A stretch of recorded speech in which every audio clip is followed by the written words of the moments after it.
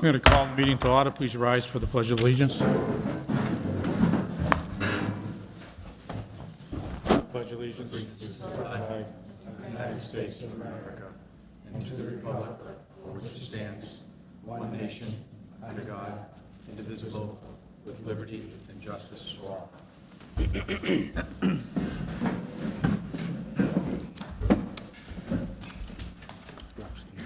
As a public notice, this meeting is being taped by Spencer Cable Access.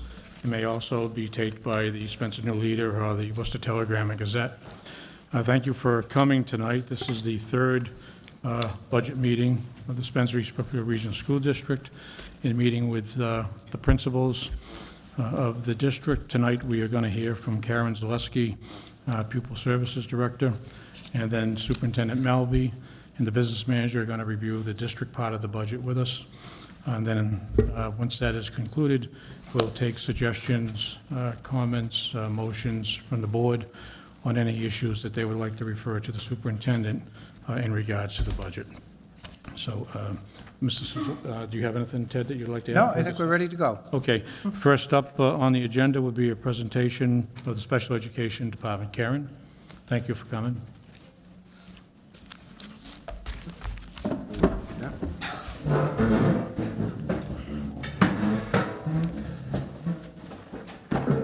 How do I get this? Ron? How do I get to click it down? To click it. Oh, you have it. Oh, Julie's got it. Thank you. So as you see, we have our special education administrative salaries. It's 4 FTE, which consists of myself and 3 team chairs. Clerical salaries, which is 2.5. Those are existing clerical staff that we have in the district. Those are SPED teachers allotted by building. What I did do is provide some additional information regarding SPED teachers and ratios in terms of staff to student ratios. So I'm going to give just a general ratio, although this is not specifically how the caseloads are divided, but when I took the number of SPED students to the number of staff, just so you have a general idea. Wya Village, the ratio would be 15:1. At Lake Street, it would be 6:1. East-Brookfield, 9:1. Knox Trail, 20:1. In David Prouty High School, 20:1. And again, please note that those ratios is just a compiled ratio. Each staff member has an individualized caseload that I can certainly review in more detail at a later time or this evening if the board would like. So with that, we also have existing therapist salaries in the budget as well, which consists of OT, PT, and speech in addition to teaching salaries. So if we can. So these are the paraprofessionals that we have in the district, and please note the numbers at East-Brookfield, Lake Street, Wya Village, Knox, and high school, as well as the preschool paraprofessionals, all are in the special education budget. The paraprofessionals that were presented earlier in the week are coming out of the regular education budget for regular education needs. So this is above and beyond that. I want that to be clear to the district. So there is an increase in that. Basically, for a variety of reasons, there's anticipated lower number of grant salaries coming in, as well as potential lane changes and other factors. So I, again, have information specific to paraprofessional support if the board needs additional information as to how those services are allocated, as well as the need for the services. Most of these paraprofessionals that are in place due to the lawful requirements of the IEP, one-to-one services, as well as inclusion support. Thank you. Psychologist salaries, we have 3 psychologists in the district right now that are spread out over the 5 buildings. We have a 0.5 adjustment counselor in the district who is going between Lake Street and Wya Village. A full-time Wya Village guidance counselor, so that's the reason for the 1.5. 1 guidance counselor at Knox Trail and 2.5 at David Prouty High School. Guidance supplies, we reduced that somewhat. Guidance testing software, which goes to MAP testing, as well as psychological diagnostics, which consists of materials for the psychologists to conduct their testing. And so that gives us the subtotal of the change, 5,087. So supplies, these are the various line items within the special education budget, ranging from special education supplies and materials, money that we use to pay for home and hospital tutoring for students that are out of district or in hospital settings that need the services, as well as contracted services is in there for hearing impaired, visually impaired students, things like that. Supplies for each building, we allotted it evenly for additional supplies that may come up as a need based on IEP meetings and student needs. And teacher travel, computer hardware. So there's a $27,248 savings anticipated for this coming year in supplies. Transportation, that consists of students being transported to and from the programs. So that's the estimated cost for FY15 level service. To Mass schools, you have the tuition there. As you can see, there's a change, $542. Tuition to the private schools, you'll see that there's a $58,000 change there, as well as to collaborative placements at a $58,000 increase there.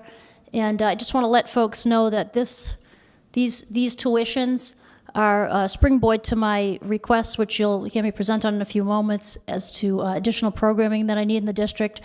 I know that I spoke to this community before about needing a cost containment measure for this district. Last year, I spoke about the need for a program, and at the end of, twice last year actually, and at the end of last year, we had said we'd revisit it. So I put this in the presentation tonight because I wanted folks to know that I did not forget that I still believe that we need a cost containment measure for the district. Whether or not the board agrees now is the right time is up to the board to decide, but I do want to remind folks that without a program in the district to support students with social emotional needs, out-of-district and collaborative costs are going to continue to rise. So that being said, I am requesting an additional special education teacher for Wire Village. Right now, we're sharing a special education teacher for grades 2 and 3. It's very difficult to do that because although the caseload, when you look at her specific number, appears to be low, when you're providing services at the lower elementary level, what folks need to be mindful of is although they may have 7 assigned, let's say on the IEP, they are providing pre-intervention, which is early intervention before children get on IEPs, which is a requirement of the RTI protocol. It also assists with keeping students off IEPs so we can provide them services through the early intervention process, which is advisable.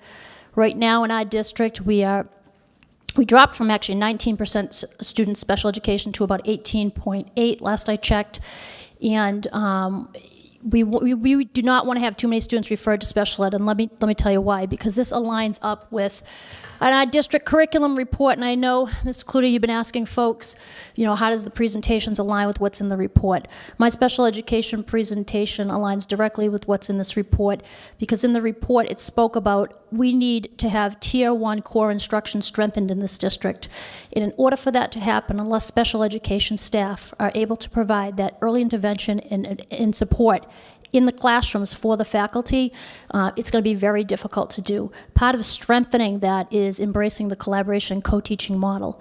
So I want folks to be mindful of that. So the reason for the special education request for Wire Village is they are short. Last year, we had 2 teachers extra at that building, and as a result of the budget cuts, we lost those positions.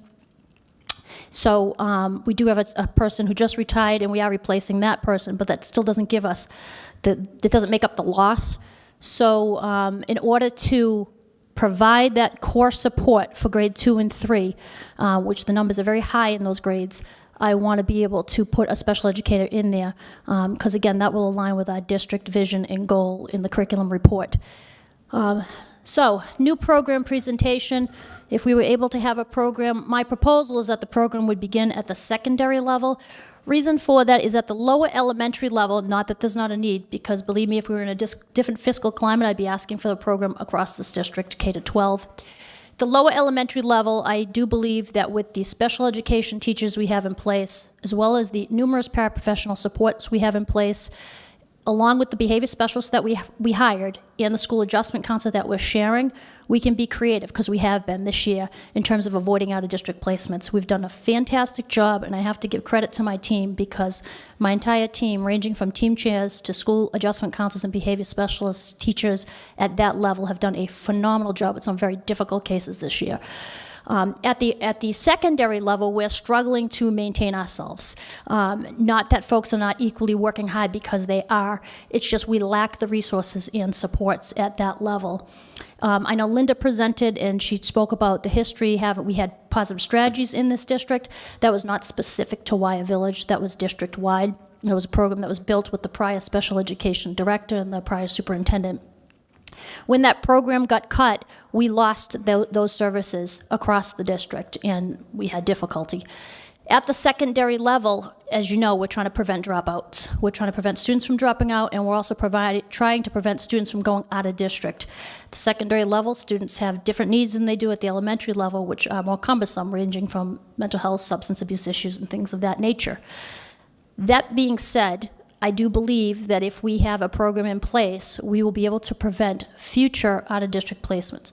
This year, our team has done a good job. They have at the high school level too. Deb LaValle, who's been a team chair, she's actually retiring this year, sadly, is a phenomenal educator. She's been here, I want to say, almost 40 years, and she has done everything with her skills and her expertise to avoid out-of-district placements, for collaborative placements for our kids at that level.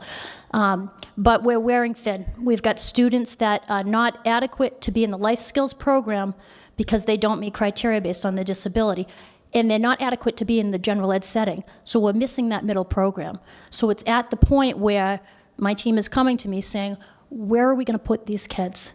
We can't let them drop out. They're not right for that program. They're not severe enough for that program. We have no middle ground. So what I need, the students need, let me rephrase that, is if we have an adjustment council that I believe I could split through the two buildings, and the reason I believe I could split that is we're doing it at the elementary level. We're dividing the school adjustment council between Wyer and Lake, and that person is really, we've crafted the position so that they're consulting at both levels and providing enough intervention with the SPED teachers and the paras we have in place. If I did the same at the secondary level, it would look a little different. The person would still be split, but that person really would be overseeing a program that I develop. I have the program developed. I know you folks, some of you folks were not on the board last year when I presented the Integrated Learning Center program. We had built that with my therapeutic intervention specialist that was in place. He and I have worked together over 20 years in a hospital setting. We've crafted programs, very successful programs in the Worcester area, and that program, I believe, will be successful. So it never got launched last year because as soon as we presented it and it got approved, we fell into crisis the next day. I want to build a program like that.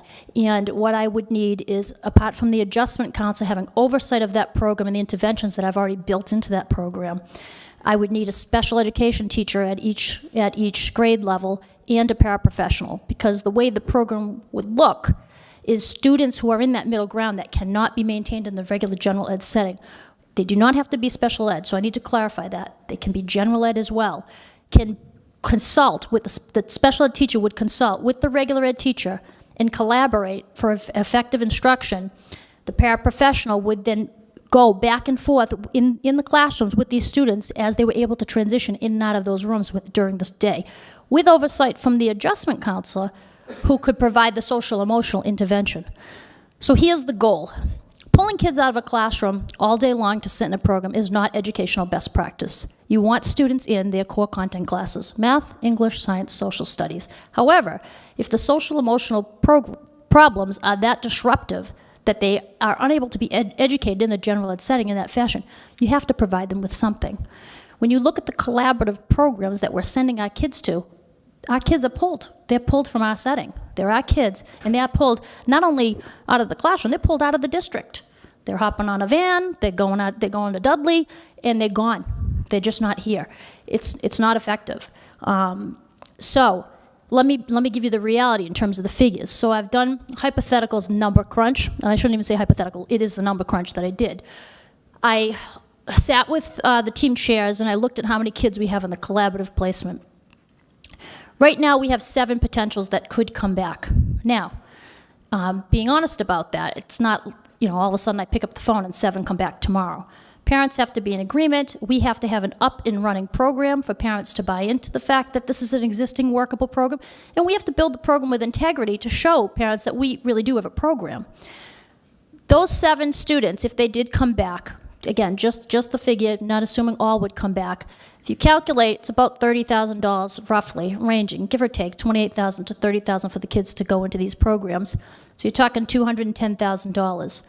So when you look at, I sat actually with Dr. Malvey earlier, and then had a brief conversation with Julie about this. Ultimately, it probably isn't a cost savings initially. It's not. It's either a break-even situation or it's going to cost the district a little bit, because if you don't bring all 7 back, it is going to be a cost increase for the district.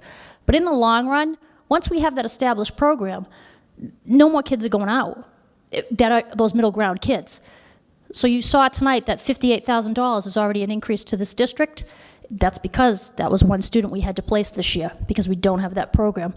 I can tell you right now at the high school level, I have 3 to 4, I'll say a handful to be safe, of students right now that I am struggling with in terms of what I'm going to do for intervention. We're trying to be creative. We're trying to work with families. We're trying to work with outside agencies. I've got Community Health Link in here working with me as well, but again, we lack the program. So that's the reason for that request tonight. So I'm all set. Julie, that's the last slide. Thank you.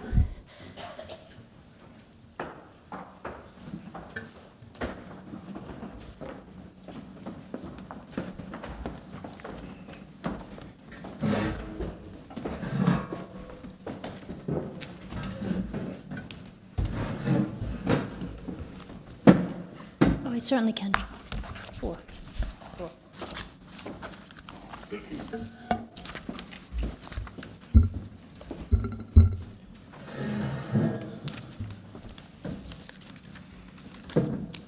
Okay, after hearing Karen's presentation, we'll follow the same format. Are there any questions from any board members in regards to her presentation of the budget?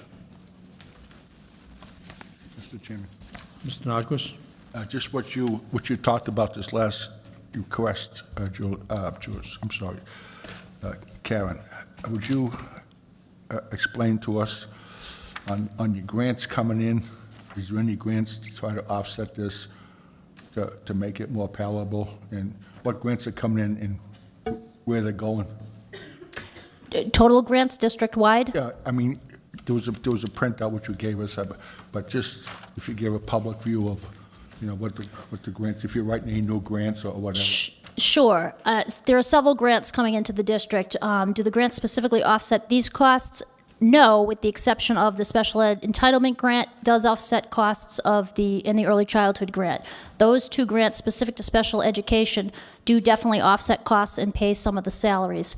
Again, we have to do a prediction as to whether or not we're going to get the same kind of grant money. There's no way to specifically predict that, so you have to estimate low, assuming if you don't get the money, you can still support the salaries. Apart from the special education grants, Mr. Norquist, are you asking grants, all the grants for the district? Okay. What we Okay.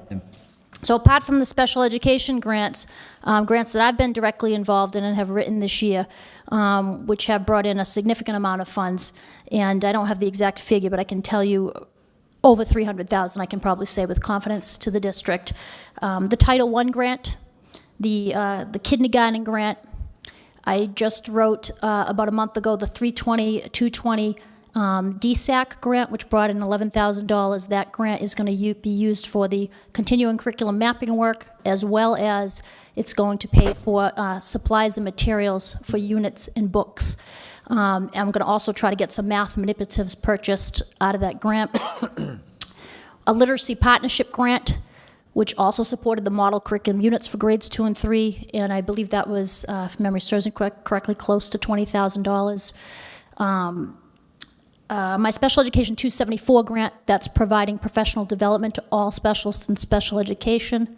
This year, I'm utilizing that grant to provide direct coaching and support for our upcoming coordinated program review, which is a tremendous amount of work, and I'm very grateful that we have this person helping us and helping me, because this is my first coordinated program review I've done with the state in this type of position.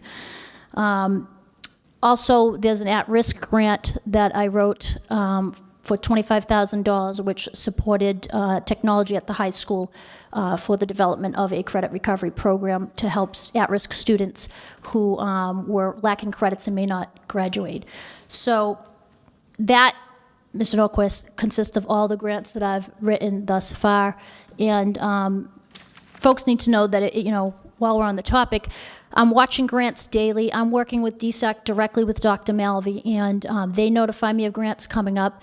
They're a tremendous resource. I also check the website weekly, the DESE website, for upcoming grant opportunities, and I spend a lot of time writing grants because it brings money into the district that we don't have and provides supports, materials, and resources for students that we otherwise would not have.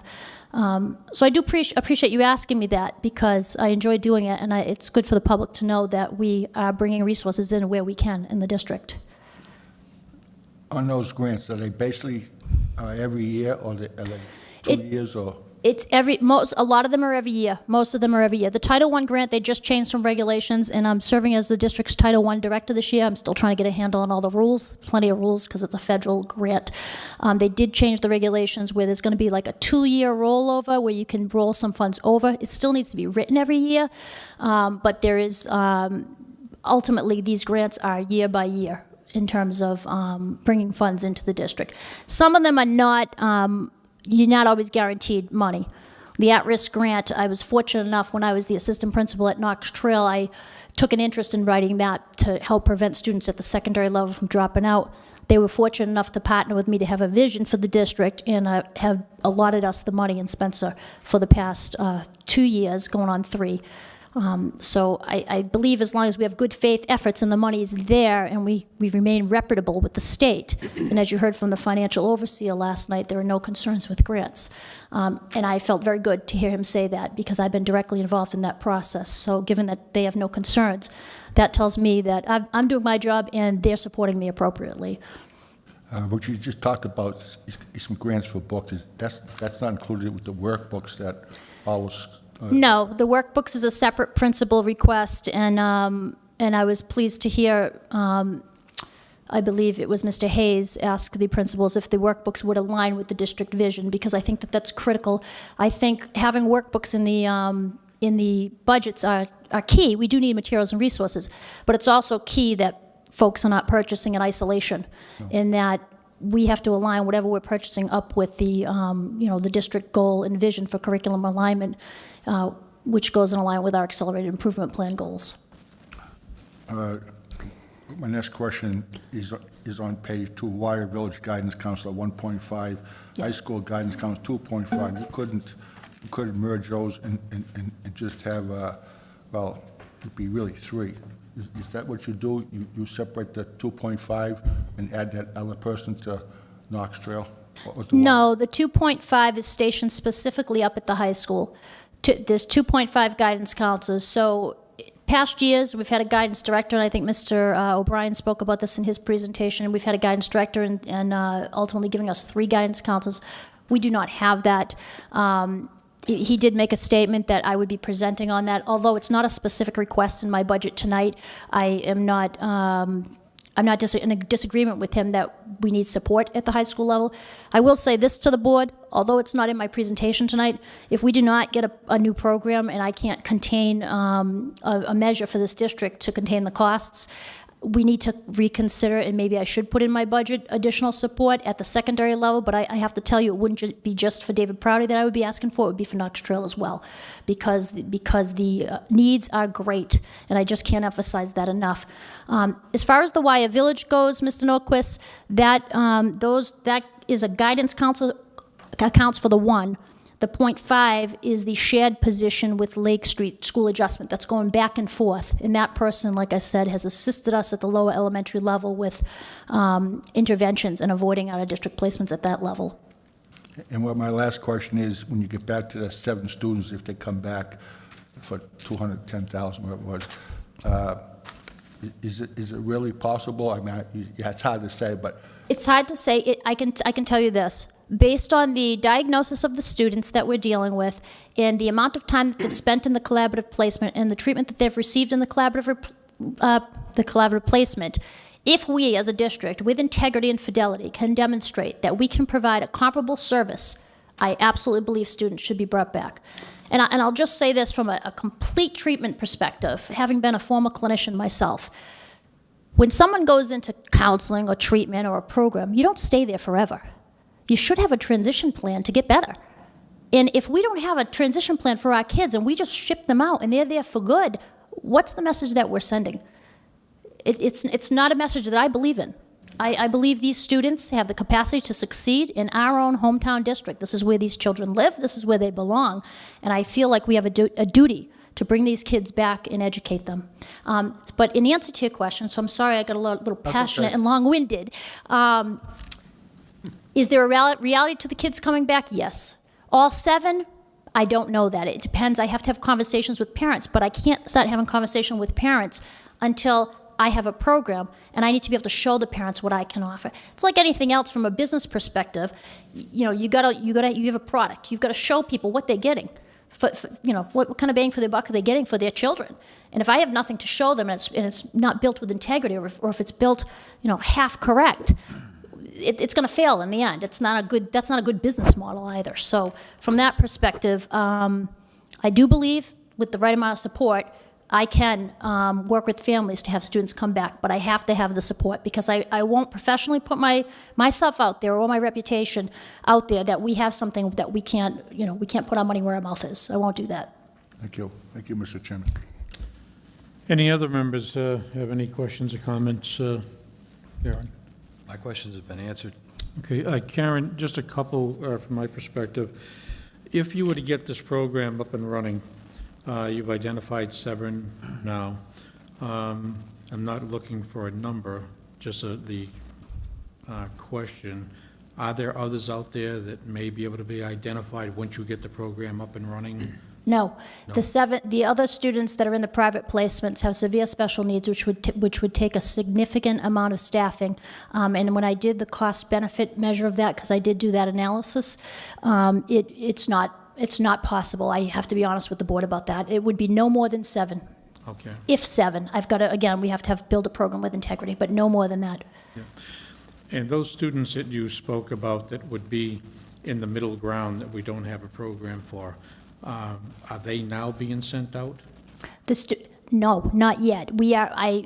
We're working with some students to prevent dropout right now. I'm going to be honest with the board. I'm going to be honest with the public about that. I've been meeting with families. I had 2 meetings this week with Community Health Link about a very at-risk student, and again, doing everything in our power to craft and create something so that these kids don't drop out. It's tough. They haven't gone out yet. Again, I give credit to my team at the high school in Debla Valley because they have done a remarkable job of keeping these kids from going out, and it's because of their expertise, their passion, and their commitment to these kids in this district. You've spoken about Debla Valley and the fact that she's a team leader. Team chair, yes. Team chair. With us losing her at the end of this year, what would your game plan be for there? Do you have hopes that there may be someone in district that would There is. fill that, or? There is. I haven't had the conversation with that staff member yet, but I will say that I do have a game plan. And right now, this past year, hired a new team chair. The new team chair has extensive out-of-district experience and secondary experience, for that matter. My game plan is to discuss with my team chairs, which I have a meeting scheduled with them. If not this week, I think it's early next week. But anyway, I have a meeting scheduled with them to discuss exactly this, about what is our strategy with Ms. LaValle retiring. She did a good job this past year of working with Deb McCall to stabilize the preschool in that grade level because Deb LaValle was originally stationed at that level. Given that Deb LaValle has worked pre-K through 12 in this district, I had her work with Ms. McCall to stabilize that level. And again, Deb McCall with the School Adjustment Council and those folks did a phenomenal job of avoiding out-of-district placements at that level. But now my focus is secondary because I know Deb's retiring because she's doing secondary and out-of-district placements right now. And I do have an in-district plan for shifting that. I'm hoping that that's going to be successful and well-received. If not, then I, as the director, will have to decide which direction I'm taking this, whether I'm going to post or whether I'm going to recreate and reshift. I do have a plan. We will replace her. Hopefully, we'll have that action plan solidified sooner than later. In regards to the contracted services, Yes. the special ed contracted services for the 36,000, it's gone down 10 grand, or gone down 26,476 to 10. What services are those? Who's that being That's provided? independent evaluations. Oh, okay. That's why. So when Julie and I met, we put contracted services, the home, hospital, tutoring, and students that need, hearing impaired. Those services we put on different line items. Because when we looked at it, we recognized, I have students that, if there's disagreement on the IEP, or if we agree as a team that a student needs an independent evaluation separate of what our psychologists have provided, at that point, what we do is we agree to contract outside with maybe a PhD psychologist. We have to have money in reserve for that. But I didn't feel like we needed to have as much money as we had in the past for that, so we shifted the funds so that it's there, but we didn't need that much, I guess is the bottom line. Okay. Because there's not that many. It does occur, but there's not that many. Okay. And on the therapy for contracted services, the 126, what does that entail? Just briefly, just an overview of that. Therapy for contracted services is, let's say we have a student who's visually impaired, and they need a contracted service provider. We don't have a visually impaired provider. We don't have a hearing impaired provider in district. So when we have students that come on board with those type of disabilities, we might contract out. We'll contact our collaborative, or we'll contract out with an agency to have those students get those services outside, because they need them. The students definitely need them. They're compromised based on their disability. Okay. You answered Mr. Notchquist's questions in regards to the grants, and you mentioned about working with Dr. Malvey and stuff in the curriculum. Would you just give us a brief overview of the umbrella of what you do in your position and what is entailed, what responsibilities are entailed? I know I've seen that you do things for the homeless with kids, Sure. but just so there's no misconception, what are the actual duties that come under the umbrella that you operate under? Okay, so currently my responsibilities, let me start with special ed and branch out from there. So in special ed, I'm responsible for obviously all special ed personnel, which includes teaching, OT, PT, speech, nurses, psychologists, guidance counselors, school adjustment counselors, the grants for the special education program, as well as the homeless support. And I work with any partnering clinical agencies, hospitals, home tutoring, things like that. In addition to the special education grant writing and oversight of all of those departments, the past year, about a year and a half, I've been involved with DSAC, as you know, DSAC liaison with Dr. Malvey. In my role as the DSAC liaison, I have set up professional development for the district. So every professional development day, I have designed the agenda, and I have worked with the DSAC actually on multiple occasions. We meet, matter of fact, we met over February vacation and crafted this Thursday's professional development for the district. So in short, professional development, I'm planning district-wide pre-K to 12 right now. I'm also working to purchase materials. So when you heard me speak about the grants, the reason that I'm writing the grants, and I've taken that on with Dr. Malvey's support, is because when I partnered with DSAC, I recognized that it makes no good sense to partner with this agency when students need materials and resources and supplies. And that's not the be-all and end-all, but they do need them.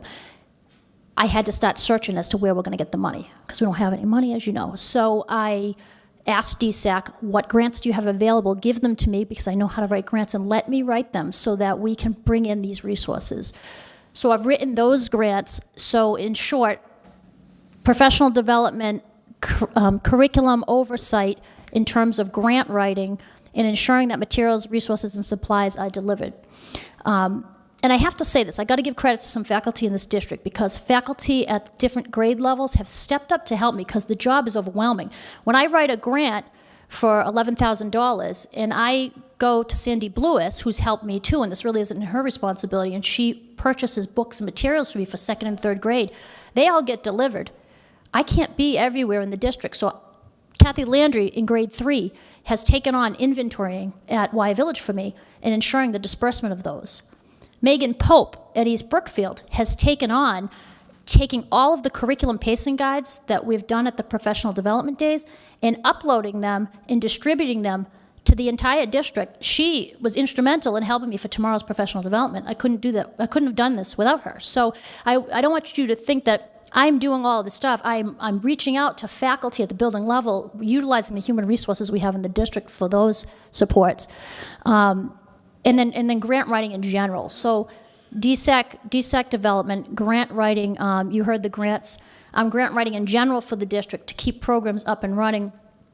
I also assumed the responsibility of Title I Director this year, which is new to my position, and that entails oversight of the elementary Title I program. It's a federal grant. It's a large initiative, and it's ensuring services for the students who are first grade through fourth in our Title I buildings are getting intervention and support through that program. Also, that program entails. I worked at Knox Trail and with East-Brookfield. Joyce and Ron were instrumental in helping me design, after-school programming for our kids, so that they can have interventions after school through Title I. That's all I can think of. I'm tired talking about it. Why don't you mention 504 too? Oh, I'm sorry. And the 504 initiative in coordination. 504. Part of the coordinated program review is this year we're doing ELL, civil rights, and special ed. And so 504 and ELL oversight come under my responsibilities as well. And I'm working with our guidance team to align that process. Because we have areas we're out of alignment with our 504 process, and some areas in terms of procedural processes, which I'm actually being made aware of as I'm going through this coordinated program review, and I'm trying to correct with our coach. But that process as well as working with Sophia Hernandez, who's been phenomenal with our ELL initiative in the district. We have a low ELL population, but we do have that population that needs to be serviced. So I have oversight and involvement of ELL in the 504 process as well. Okay. I know the state is scheduled to come in to do their review. We up and ready and prepared for them? The coordinated program review, up and ready, as prepared as we're going to be. So I've been meeting with Dorsey Yearley. She's a consultant from Teachers 21.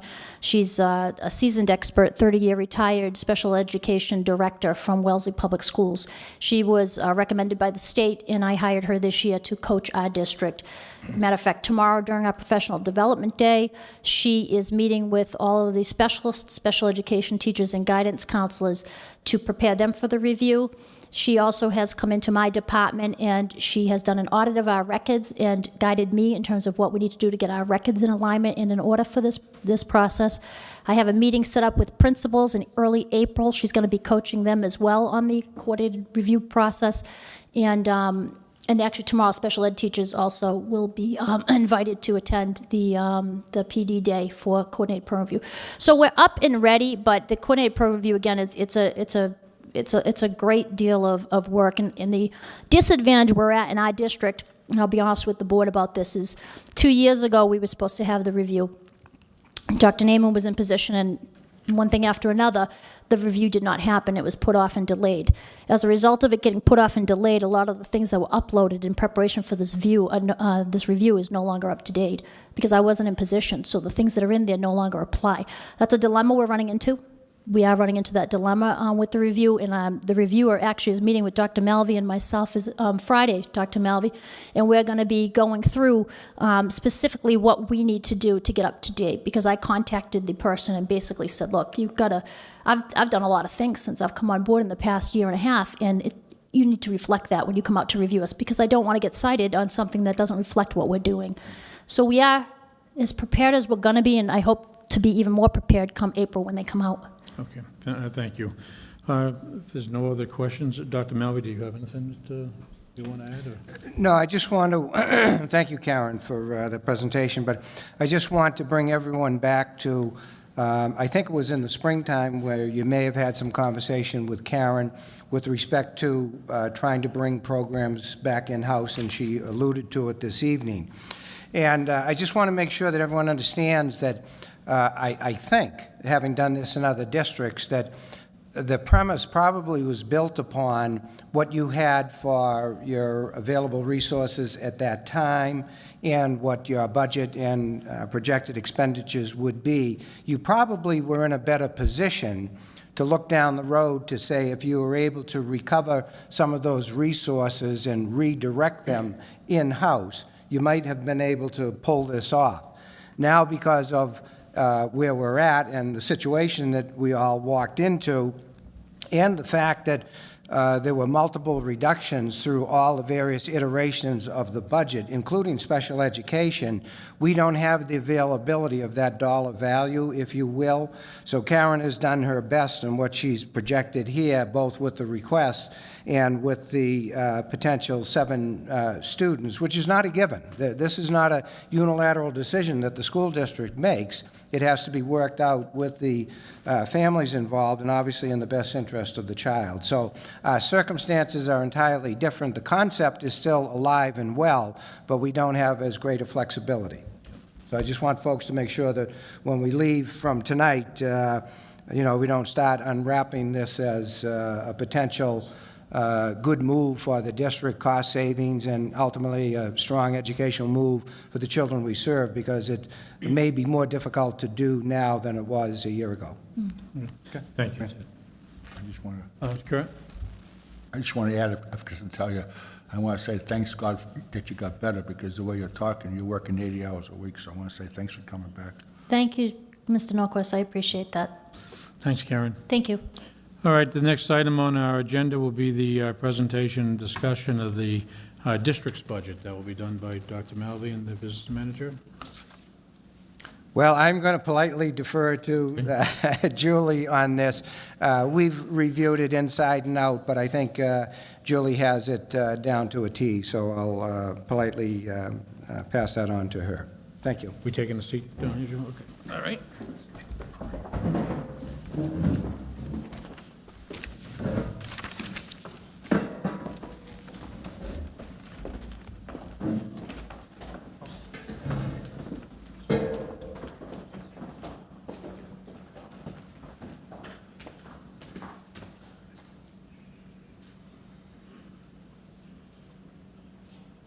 All right, we'll start with all the district-wide salaries.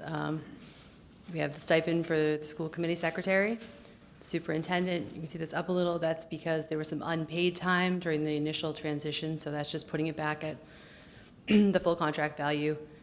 Superintendent clerical, business manager, the business office staff, we have 3.6. The savings is from the treasurer. We took some of the savings already from her reducing her time, but we still had a little bit more we could take.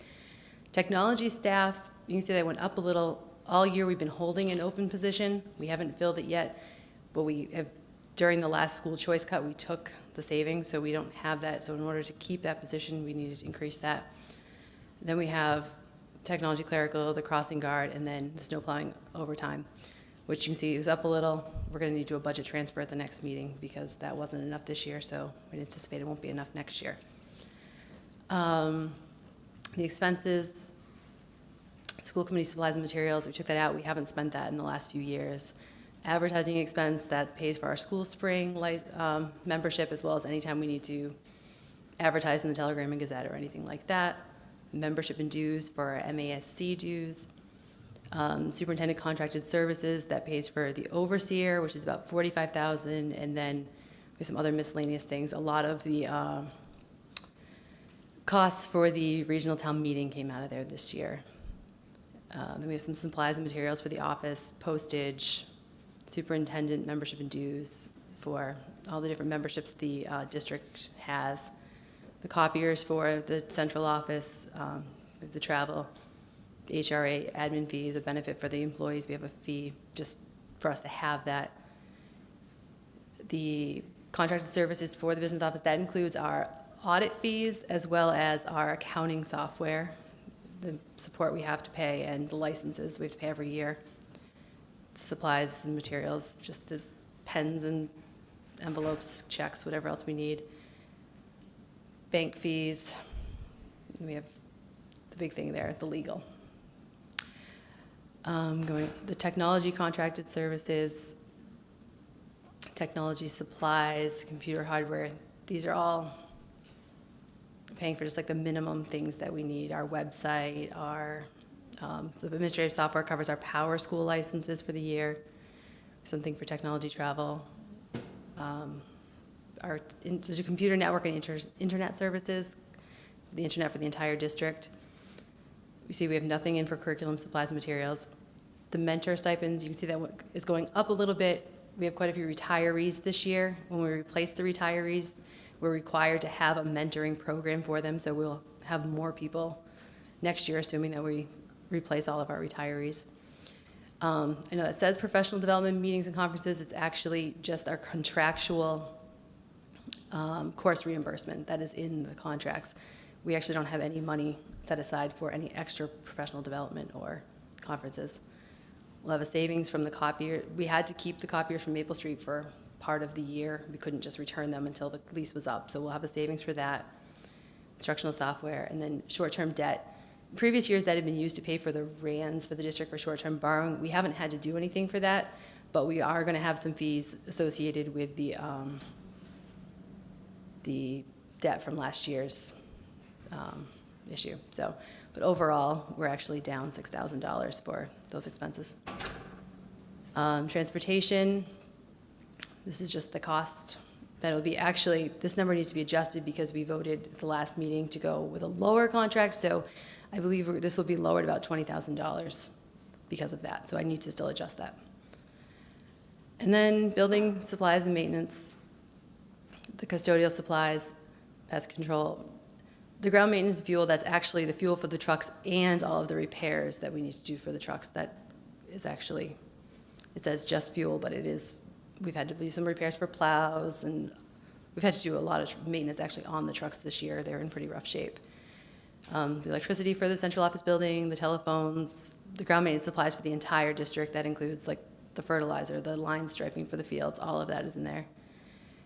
Any maintenance we need to do for the cafeterias across the district. And then pretty much in the water, sewer, all of the stuff that we just have to do to keep the building running. The custodial overtime is for the entire district. That's any time that we have to have something happens, we have to call someone in. We do have just one line for that. If there's a alarm that goes off on the weekends or something, we sometimes need to use that. Equipment maintenance for the entire district. And then you can see the savings from all of even though we closed Maple Street this year, we did incur some expenses during the closing of it. So we have savings there this year that we don't have. So again, we're down $3,315. Then you can see the school choice tuitions and charter. We got hit with that this year, late in the year, so we are anticipating that that could definitely happen again. The actual numbers don't actually come out until December of next year, but based on what we're seeing, that's where we're estimating it will come in at. And then we have our insurance and benefits. The employee retirement, that's our assessment that we have to pay to the Worcester County retirement. Employee separation costs, we have less people retiring for FY15, so those costs should go down. We still have our opt-out program. Our health insurance, we're still waiting for our actual renewal rates from our broker, so I still think this is worst case.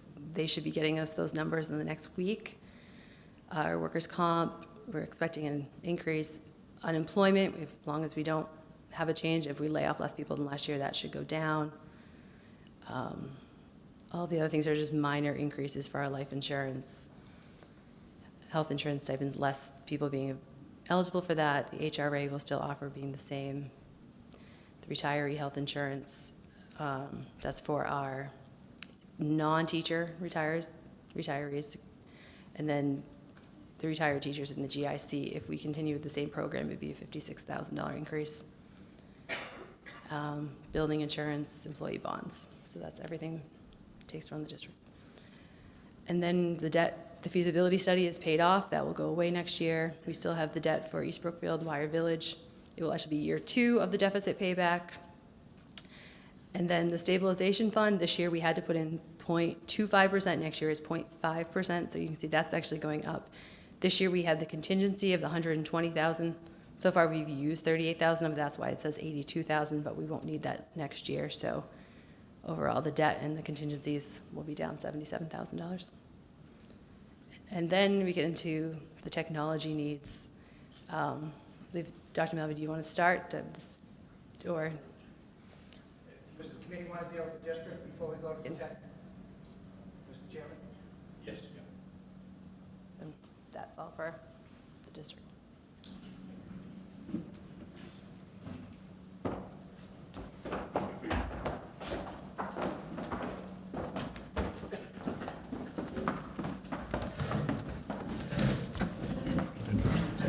Yeah, I'm going to do it. Oh, we're going to have the presentation on it, too. Yeah, we've got a tech. Okay. I thought you might want to do the district first. Okay, haven't heard the district report. Any questions from any board members for Julie? Mr. Chairman? Kurt? Yeah, I just want to, this is a small question, but I see, you see pest control, $100. The rest of the school's around $400. Do you have less pests at the high school, at the Blue House, or what? I mean, that's a... It's smaller. It's a smaller question, it's a smaller amount, $100, but the rest of the schools are running around $400. How come we're really less? You got any simple answer for that? I'm not sure that's the contract they've been Okay. going with. Okay, well, my other question is on technology, contract services, and we have, don't see, it. Oh, it says technology staff. How many people do we have on the staff, technology staff and technology level? How many staff do The we have? clerical, Oh, on page 4, district-wide salaries. you're asking how many we have, or? Well, is there 3 people there? Is there 2 people? It says clerical, and then it says, it says technology staff. It doesn't say if there's 1 or 2 or what. Well, it says 2.5, but one of those positions is open. Oh, I'm sorry. That's Okay. what I was referring to. One of those positions is not currently filled, but we have still left it in the budget. Is it possible that you can merge them into one? You just have 1 staff instead of 2? Or We feel we need it, but I guess that will be We'd the, never be able to get it done, Kurt. Okay, fine, that's my question. And I think when you see some of the things we're going to talk about with technology, we're barely making it now. Okay, thank you. Thank you, Mr. Chairman. Anyone else with any questions? My only question, Julie, on the curriculum supplies, there was 0 in there. Is that because we're going to have some hopes that there may be some grant monies available? we can hope, and this is a level service budget, and we haven't had any now, so we didn't add any in. Okay, all right. Okay, and there's no further questions on the district budget. I just comment on that. That was a good point, Mr. Hayes, that it saddens us all, I believe, certainly from the principal's presentations, that we weren't able to build a lot in there. But I think with the relationship we have with the DSAC people, the assistance center, the portion of that we're going to reach out to them continually. We're getting a lot in terms of the professional development, and we were successful in getting some other grant money this year for what was referenced the other night relative to the Foundations program, and we're going to continue that vein. I'd like to say that we might be able to get a few dollars out of the pothole, but that's kind of reaching for the stars, but we'll give it a shot. But anything that comes down the pike, that whether it's a competitive or an entitlement grant, we're going to go after it very, very aggressively. And I think the good thing, although we don't want to be in this position, but the good thing of working with the DSAC people, they get to understand our intensity and seriousness about this issue.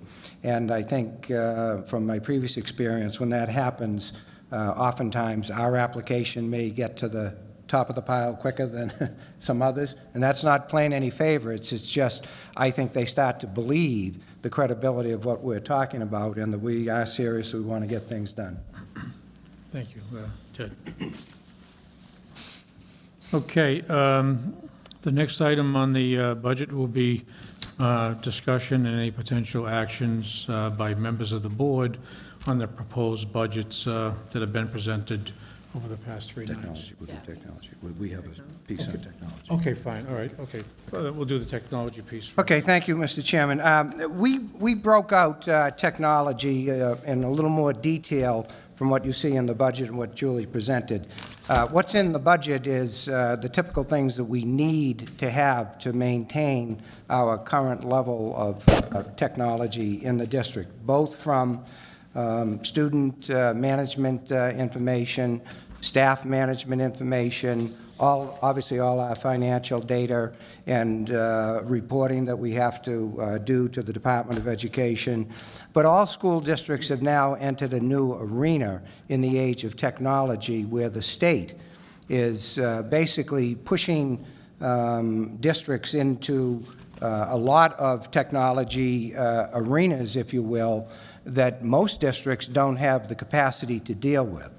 So as we start to gear up for that, we have to kind of hold up the mirror and look and see what we're all about, what we have relative to the capacity of our existing computers, the capability of those computers, the age of those computers, the usability of those computers, the functionality of those computers, given the requirements now that the state is pushing forward on all school districts. So when I came into the district, we were in a change, if you will, where, correct me if I'm wrong, but I'm counting in my head, I think we had four people directly involved in computer operations maintenance throughout the district, and then a fifth individual, Carol Crozier at central office, who really is our data person and information technology specialist relative to all the kinds of things that we have to do with the Department of Education.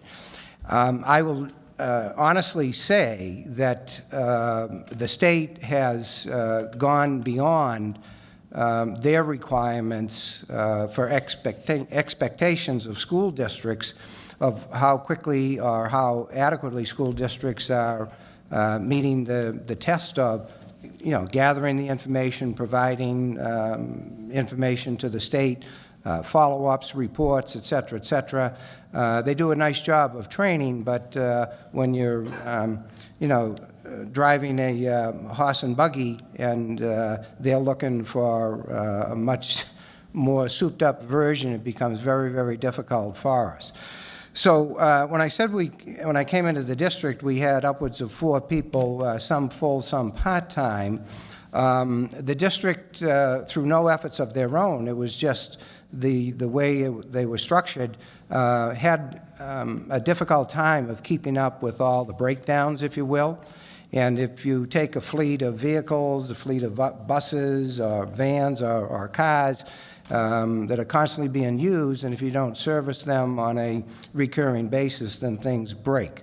If you don't tend to that sooner rather than later, you get behind the 8 ball, and if you get behind the 8 ball, you may start running out of resources, both financial and equipment resources, trying to patch some of the equipment we have. Because of a change where 2 individuals moved on for various reasons, we were down to a full-time or less than full-time and a part-time person in terms of the district operation of maintaining our computer capabilities. So we struggled through the year, and we continued to struggle, but with some minor modifications, and now we've also been able to pick up an additional person on a less than part-time basis. I think certainly for someone that has been in this business for so many years, I can honestly say there's a generational gap of what people like me and of my age in other districts as well as this district have been able to do, given the current requirements of computer capacity, capabilities, et cetera. And I think, not to say that there are not people of my ilk that can't do the work, but it really falls, I think, to a different generation. And fortunately, we have a couple of very young people beyond their 14th and 15th and 16th birthday. They're not children. But they've grown up with technology, and they're schooled in technology. And the individual this evening that's going to talk a little more to us, Steve Torrey, is our lead technology service technician, comes to the district with a wealth of modern-day technological experience from the armed services. And being in a battle zone and some of my conversations with Steve of what he had to set up in his military environment, this has got to be a piece of cake to him, where there is a lot of sensibility and pride helping the next generation come forward. But I say that very respectfully because people like Steve and some of the other folks that we're able to attract know it. It's secondhand nature to them. They've been schooled in it. They're experienced. They have the technological background. And I think you'll see from Steve's take on this, which we have done collectively with Carol, with Dave McNeely, who's the overall systems administrator. We've been able to pull together something that we want the committee and the community to be aware that if we're not able to address this soon, we're going to get further and further behind. And the dog and pony, or pony and cart that we're riding may soon be without the cart, and very quickly thereafter be without the pony, and we may have some reins in our hands, but we're not able to meet the requirements of a modern-day school district. So I say that, again, all respectfully, because the world is changing. And the way we're configured with our technology, we're not going to be able to keep up.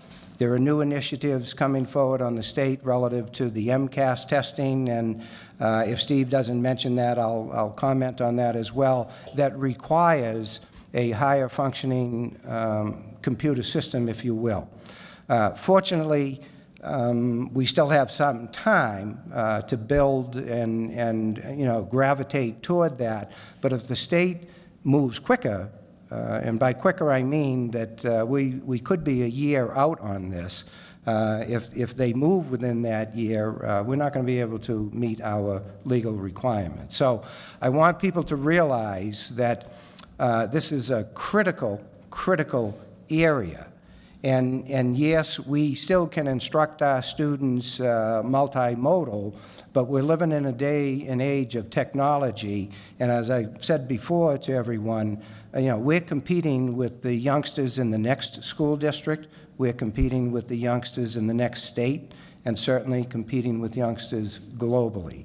So whether we like it or not, we're going to be caught up in that whirlwind because of the way the world is operating and the way learning takes place now currently with children. So I want folks to not to get embarrassed with it, but realize that this is important stuff. And if we don't start to develop some plans for it, I think we're going to be left at the bottom of the stairs when everyone else is on a high-speed escalator. Okay? So that's just a little bit of an introduction. And with that, I'll ask Steve Torrey to come forward. If we could go back out there. Steve is going to go through a breakdown of what you see here in terms of technology projects, new computer hardware, replace the server and switches, kind of giving you the state of where we're at, how we currently exist, what needs to be done probably in the immediate future, because there's a major change coming about with our operating system, and it can affect all computers in the district, and those school districts that are in similar mode, it's going to be affecting them too. So we're not out there by ourselves. A lot of people share in this angst, if you will. But Steve will be able to identify that for you, give you the bigger picture of what we would hope we can start to plan and develop for. And certainly any specific questions you have, I'm sure Steve will be able to handle that. David McNeely, who is our true director of it, was not able to make it this evening because of previous travel plans. And if you're interested in any of the good reporting and data that takes place, Carol Crozier will be able to handle that as well. Okay? Thank you. Thanks.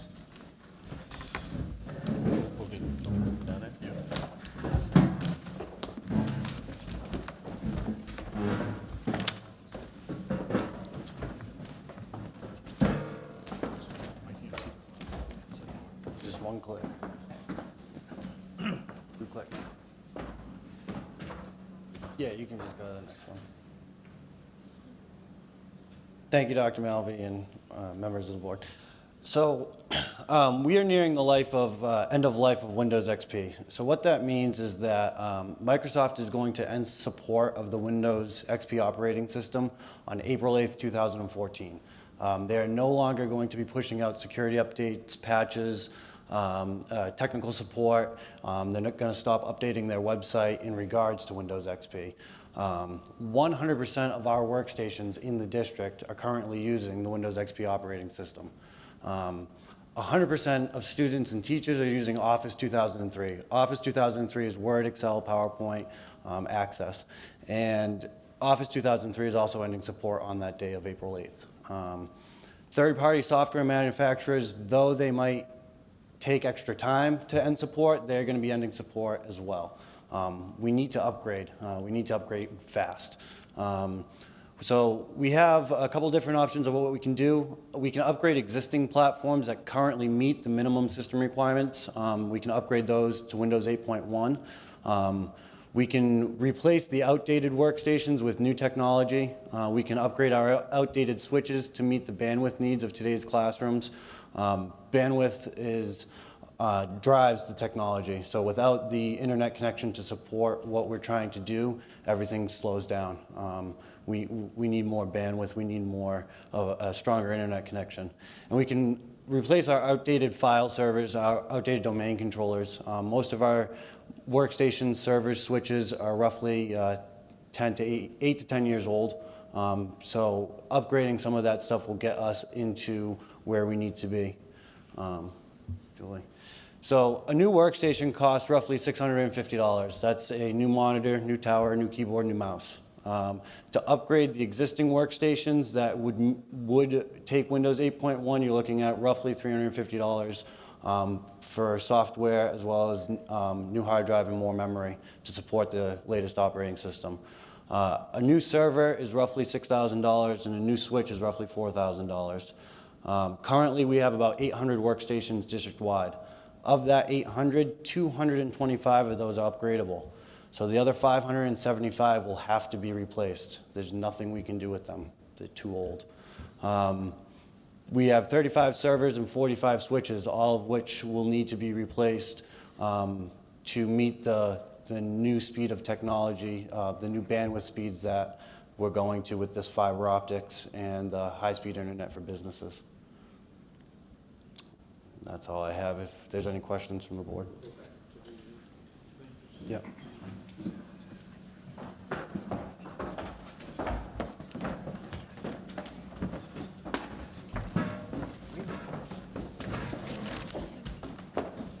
If I may, before the board asks any questions, just pick up on that piece that what Steve did not mention, but it kind of ties in with this bandwidth, that we have an internet connection now that is very, very archaic, if you will. Correct me if I'm wrong, Steve, but it's the typical capacity, if you will, of what you might receive in your home, and we get it through Charter, is it? It is through Charter, that is correct. Okay. So this day and age, that doesn't quite meet the requirements of what we should have in a school district. You know yourself, if you're on your home computer, you could even be at work and all of a sudden things slow down. Well, you can double and triple that in our situation here because we just don't have that capacity. We're looking into that to see if we can, negotiate a better arrangement so that we can increase that. So that's number one. Number two, there is a state movement to try to bring in what's called broadband from the western part of the state. And again, correct me if I'm wrong, I think it stops. The plans are, it's going to stop before East-Brookfield or at East-Brookfield? It stops in East-Brookfield Elementary School. Okay. And in order to tie into mass broadband, we were looking into tying in Spencer as well. So because of all of our schools have to share data, we have to be on the same network. So if we eliminate East-Brookfield Elementary and put them on mass broadband, they're on a separate network than the charter network we have here in Spencer, and things wouldn't work well. Mass broadband didn't like the idea of coming to Spencer. They said we were too close to the urban areas, so they ended it at the East-Brookfield Elementary School at this point.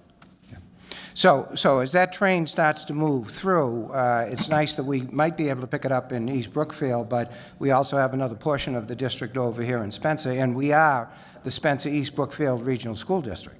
So we want to be able to take care of all our students as well. And the last piece I want to mention is that Steve and the other folks have done a wonderful job this year of patching the equipment. You realize that we closed Maple Street School.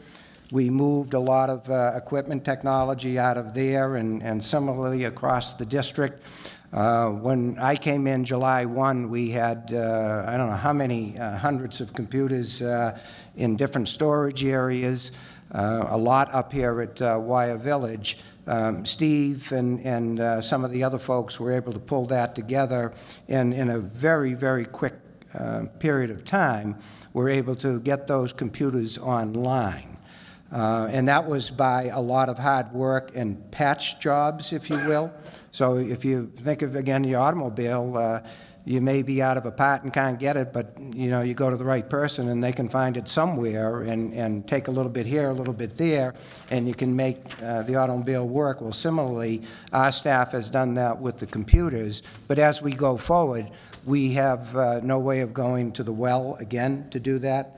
And even if we had some of those pieces, because of the technical requirements that the state are forcing on us, we'd be putting in old pieces to old computers, and it's just not going to meet the test.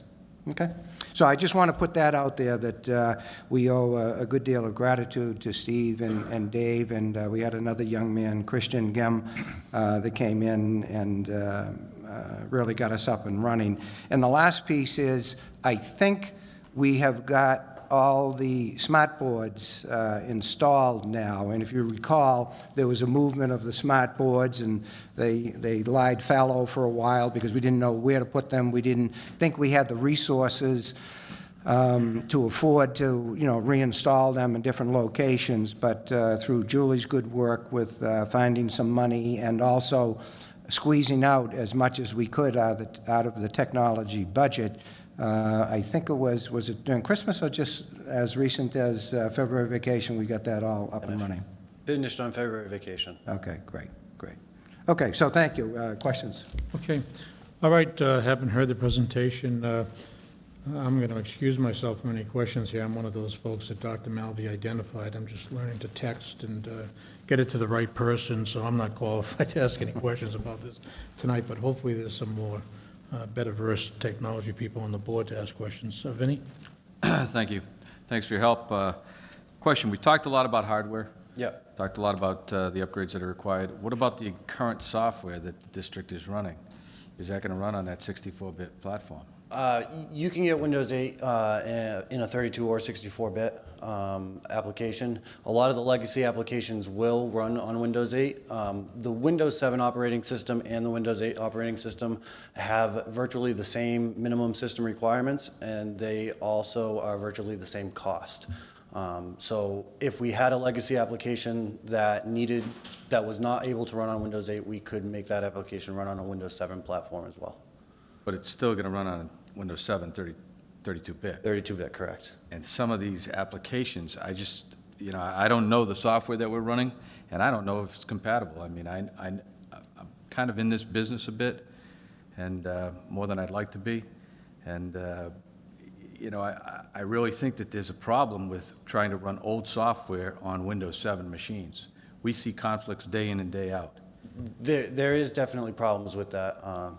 And it would have to be overcome as we met those issues. I can look into more of some of our legacy applications and report back, if you'd like, on which applications would or would not run 64 to 32. I guess what I'm looking for is if we're talking about a total project, I really want to know the entire, what it's going to cost us for both hardware and software. I don't want to get down the road and find out, well, we can't do this, this, and this. We're going to have to replace it all. Windows 2003 is not going to, obviously is going to need to be upgraded to 2012. Correct. Office Suite would have to go to 2012. To 13, yes. Or 13, whatever is out there. Instead of Windows 7, Windows 8 you're talking about now, Windows 8, is that not set up more for touchscreen application? It's designed based off of their mobile platform, so it has a very similar feel to a tablet or a mobile device. It is used on regular desktops and laptops as well. It just has that feel of the newer technology. Makes sense for what we're doing, though? I don't have a good answer for that. I wish I did.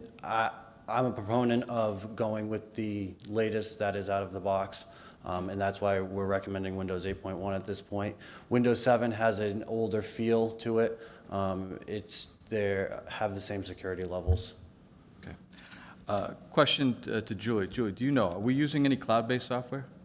For the central business office I'm referring to? For the business office, no. Nothing cloud-based. Okay. That's really, I guess that's it for right now. I may have a follow-up question or two if others have questions, but thank you. Thank you very much. Any other questions from any board members? Actually, Mr. Chairman, one other question. Yes. Are we running any credit card transactions? Negative. Not that I am aware of. We are not. We are not. So we're not concerned with PCI compliance. Any credit card information. So, I mean, the big issue with the whole Windows XP shooting it of April 8th, from what I've been informed from Microsoft, and I'm sure you're aware as well, is that 85% domestically in the United States of all ATMs run on the XP platform. And the banks went to Microsoft and said, it's impossible for us to upgrade our systems by April 8th of 2014 and replace our systems because the software that they need to go to will not they need to install will not function on Windows 7 platform, on a 32-bit or a 64-bit. And even if you put it in XP mode, the ability for it to operate and function, all the features, functions, and benefits of those softwares, it's conflicts right and left. So it's my understanding that on April 9th, Microsoft is going to be releasing another newsletter stating that they're going to extend the updates, the service updates. They will not support the product any longer, but they're going to extend the service updates to July of 2015. Now, we're kicking the can down the road for a year, if that in fact happens. And that's not what I'm suggesting. I'm simply saying that it might give us a little bit of breathing room to try to do this instead of trying to do this all in one fell swoop. Mm-hmm. What are we running right now on our servers? It's not 2008, I take it. We have a myriad of different servers out there. We have a Windows Server 2012, we have some Server 2008, we have some Server 2003, we have some old school Novell servers still operating on Novell 3.0, which is operating in the high school in Knox Trail. Okay. As well as here at Wire Village. All right, and what would you be going to? Is it all 2012? We would be going to a Server 2012 platform on new purchases. Anything that we would repurpose that we could already use that is currently Novell would go to a 2008 platform. Are we considering any type of backups with cloud backups and things of that nature? We have in-house backups. We do not have any cloud-based backups at this point due to the financial expense of doing cloud. All right. Thank you very much. Appreciate it. Anyone else have any questions? Dr. Mulder? Steve, could you just comment a little bit on what happens on the streaming piece for instructional purposes, how that impacts us given, the age of our equipment? Yeah, so right now, the way that the network is configured is that between our buildings, so data that transfers from building to building in-house and our local intranet transfers at 100 megabytes per second. Any data that is leaving the district is leaving at a 30 megabit per second speed. So what we have is we have 800 workstations that are talking to each other at 100 megabits per second, but as soon as they go to ping the outside world, they all tunnel down onto 30 meg pipe, and then they go out to the outside world. So when we enable streaming or for video and audio, websites like YouTube and TeacherTube and Discovery, the Discovery Channel websites and stuff like that, though they have educational value, when we enable those sites to be able to stream down onto our network, the pipe gets so cluttered and so clogged and so saturated so fast that things like PowerSchool, Budget Sense for our accounting software, the SEMS tracker for the IEP programs, stuff like that starts crashing. So in order to make sure that our daily operational stuff can stay operational, Budget Sense, PowerSchool, SEMS tracker, those types of things, we've restricted streaming media down to our workstations. Because of that, we've had a lot of kickback from, people in the district that use that stuff as a teaching aid. And it's a great teaching aid for them to use, and they should be able to use it. However, we would not be able to function as a unit if we enabled it.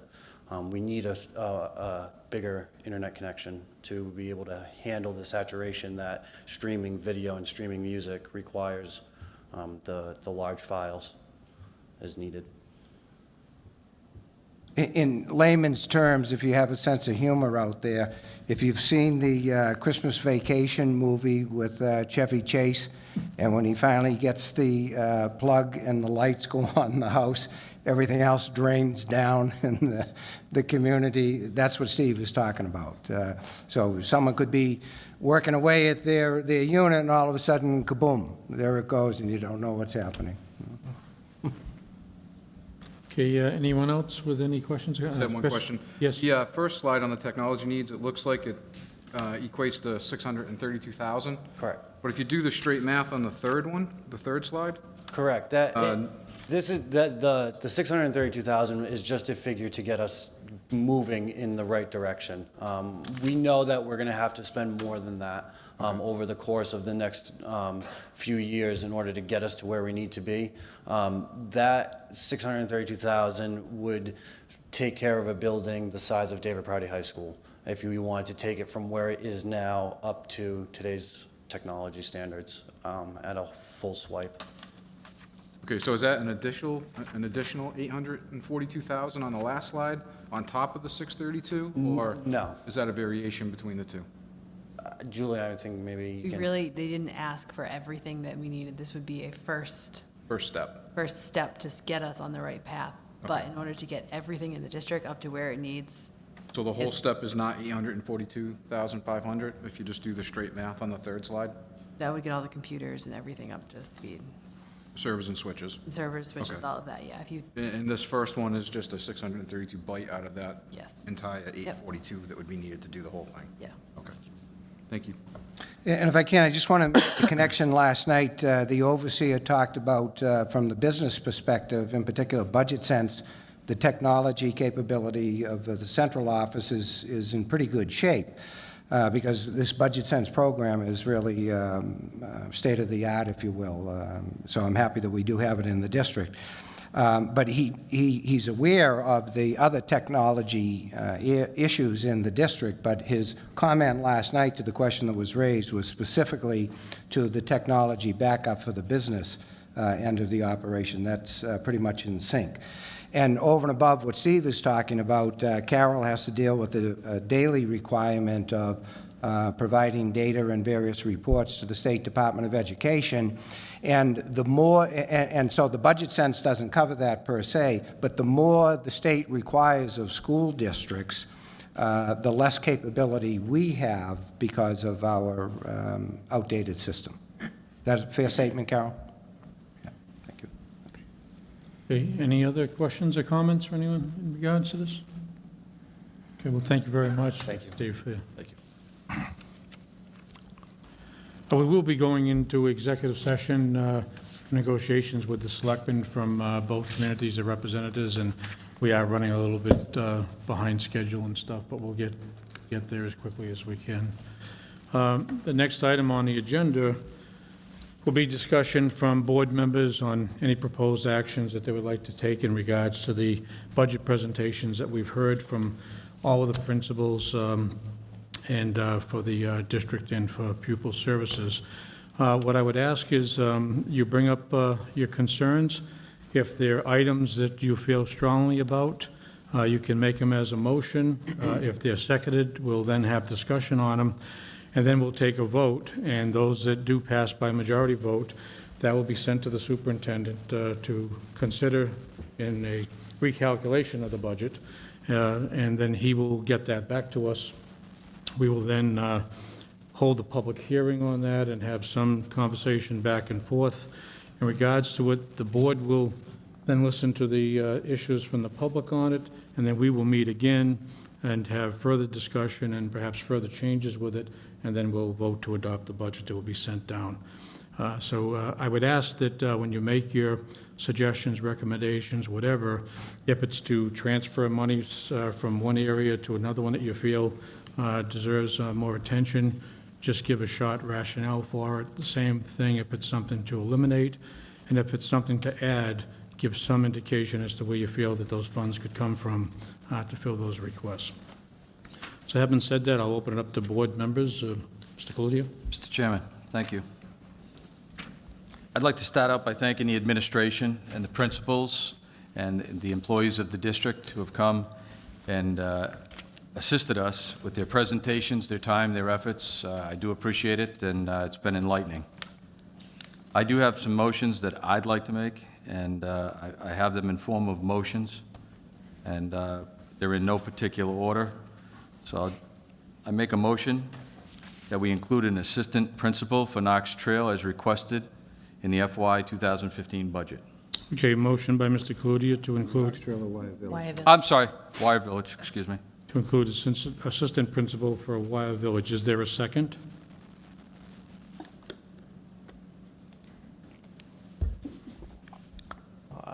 I'll second it. A second by Mr. Cody for discussion. Mr. Chairman. Now we'll have discussion, Mr. Cludier. You know, I think that, as I said last night, when we met with Wire Village, I felt that the school, with the enrollment and the changing of the classes that we placed in here, and when we closed Maple Street School, I felt that there was a distinct need to put an assistant principal. I think that a year ago, we were sold a bill of goods by the administration in the building at that time, that there was no need for an assistant principal in this building, given the age group of the children that would be attending this building. And I think I made a mistake by supporting that reduction. And I want to correct that by putting that back in the budget. Okay. Any other comments from board members in regards to that motion? I at the time didn't support it, and I didn't think it was a good idea then. I think it's a good idea to bring him back.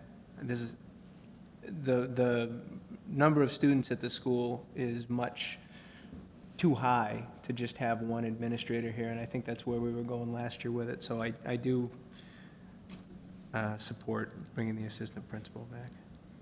Any other comments from board members in regards to this issue? The only comment that I would offer is, what I am asking is that there be some indication as to, some thought as to where these funds would come from, or would you prefer to leave it up to the superintendent to come up with? I have a follow-up, or a couple of other motions that I think will clear up some of that. Okay. And if you want me to, I mean, we have a motion. If you want to table it for now and bring up these other motions, where the money's going to come from, I could certainly do that, however you want to do it. That might make more sense. Why don't we table it, go to your other Okay. suggestions, and, So I'll make a motion to table that then. yep. Motion made to table. Second. Okay. Want to vote on it? All those in favor to table? Aye. Okay, so I make a motion that we request the administration, along with the principals of Knox Trail, Wire Village, and East-Brookfield Elementary, along with the business manager, investigate the feasibility of closing Lake Street School and report back to this committee by March 25th. Okay, there's a motion. Is there a second? One question? We need a second first to open to discussion. I'll second it. Okay, second by Chris. Discussion, Chris? And would the purpose be to just review it, or when's the timeline? Or would that be contingent upon what we get back? As you could tell from the questions that I was asking, the pointed questions about availability of space, empty classrooms, duplication of services, I was trying to find out and understand, if we could possibly eliminate Lake Street, which is an older building, which is in disrepair, to say the least, and redistribute those children in those grades throughout the district. We have 3 other schools in the district that could take some of those children: East-Brookfield Elementary School, Wire Village, and Knox Trail. And although we just closed 1 school, even if we close Lake Street School, we still won't be at 100% capacity in our district. Full buildings are the way that we save money in this district. We can cut teachers, we can cut paras, we can cut education, technology, we can cut all of these things until we cut some significant buildings. And this would be the last one that we're able to cut. And the costs that are associated with those buildings, we're not going to save a penny in this district. We're just not. And, But you're looking for next year if possible? That was really. I would be looking to have that happen, if possible, in September, yes. Gotcha. Thank you. And I know it's short notice, and I would have loved to have been having this discussion back in December, but here we are in February having it. And I think it's more notice than we had last year for closing Maple Street. But I think it may not be a popular decision, and I didn't take this job for popularity, but I think it's the right decision for the district. Any other comments? Thank you. Mary? This is based on my opinion. The other night, we were talking about how to recruit Knox Trail students, going to David Prouty and having students go and be role models. This is a loose cannon waiting to happen. We have to sell our parents on why to keep their kids into this district.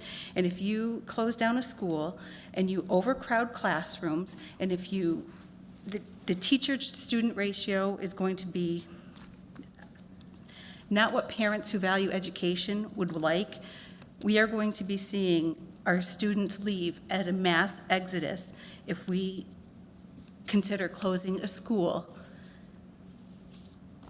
That's just where I'm coming from. I think members should keep in mind that this would be simply a recommendation to send to the superintendent, and under district policies, the superintendent will have a format that he will follow to take into consideration exactly what will happen in regards to doing that. What will class sizes be? What will the savings be? All the issues that will be interacted with closing a school. So we don't really have the data or the information to make that vote tonight, other than to just refer it to the superintendent for him to obtain that data for us and bring back to the board. And that's my motion. Yep. And just to take it one step further, because obviously it's already getting misconstrued by the school committee members. My goal is not to save hundreds of thousands of dollars and put them back in the coffers of the towns. My goal is to provide a more efficient and beneficial education to the students in this district by taking those assets and resources that we're currently spending at Lake Street and redistributing those assets throughout the district so that all of our students have a better education, so that all of the class sizes throughout the district are more manageable, not just a select few. So that's the sense and the basis for my motion. Mr. Knox, I'm sorry. No, that's okay. You through then? Well, yeah, I was just going to say, I'm not suggesting that we're going to save in teachers and paras, et cetera, et cetera. Where we're going to save is the cost of repairs to that building. That's a very old building.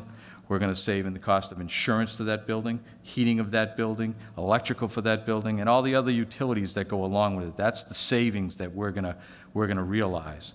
As far as the professionals that are working in that building currently, I envision, I mean, we're going to have the same amount of students. I envision those being redistributed throughout the district. Okay. Mr. Nyquist? Yeah, I just want to say I didn't second Mr. Cludier's motion because I didn't get where he was going, but after listening to what he said, that's a good possibility. It's just an informational thing to report back to us. We're not going to go forward to say, getting back to see how the cards are going to fit, what shoes are going to fit, and I think that's a good idea because if we can do the same thing with one less school and we should go forward that. We closed Maple Street School, and it all progressed into other schools. Schools moved up to, different classes moved up to different schools, and it's working. So I think it's something to look into. Okay, any other, Josh? Very quickly, I was on the school building committee, and we had this discussion of consolidating the district, doing a K through 6 in Spencer, and I have no problem with looking into it again. I supported it then, I would support it now. I guess my question is, and we ran into, just so you know, we ran into a ton of problems with it. It was a nightmare to do it. It just didn't fit, and we got it thrown back in our faces. But if somebody with fresh eyes wants to take a look at it and they can figure it out, by all means, go right ahead. My question here is, and I don't know if this is exactly the time to do this, but where are we going with this? You had said, we had just tabled a motion to talk about a vice principal. It's going to cost $85,000. We tabled it because this motion may save us some money. Where are we going with this? Is there a limit on this budget that you're putting on? Is there a number here? I see a budget for $24.1 million that is a level services budget that I don't think many of us are very happy with at this point. All of my motions add money to this. My motions don't remove money from this. So I guess I'm trying to get a feeling from you, where are we going with this? Are we trying to reduce the budget, to increase the budget? Are we going to try to cut in other places? Because I don't see a lot of areas to cut here. I think the primary focus is to set some perimeters from the school committee as to where we feel the monies may be better spent in relation to what has been presented to us. I think any additions, as you say, are going to require overrides or more funding from the town. The real purpose of this is to identify funds that you feel you may want to move to other areas where you want to put more emphasis than where it currently is, or in this case, suggestions that may end up with savings down the road.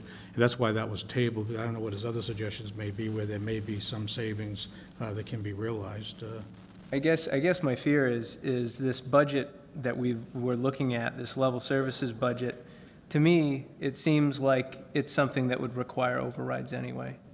There's $900,000 in above minimum spending to one town in this $24.1 million budget.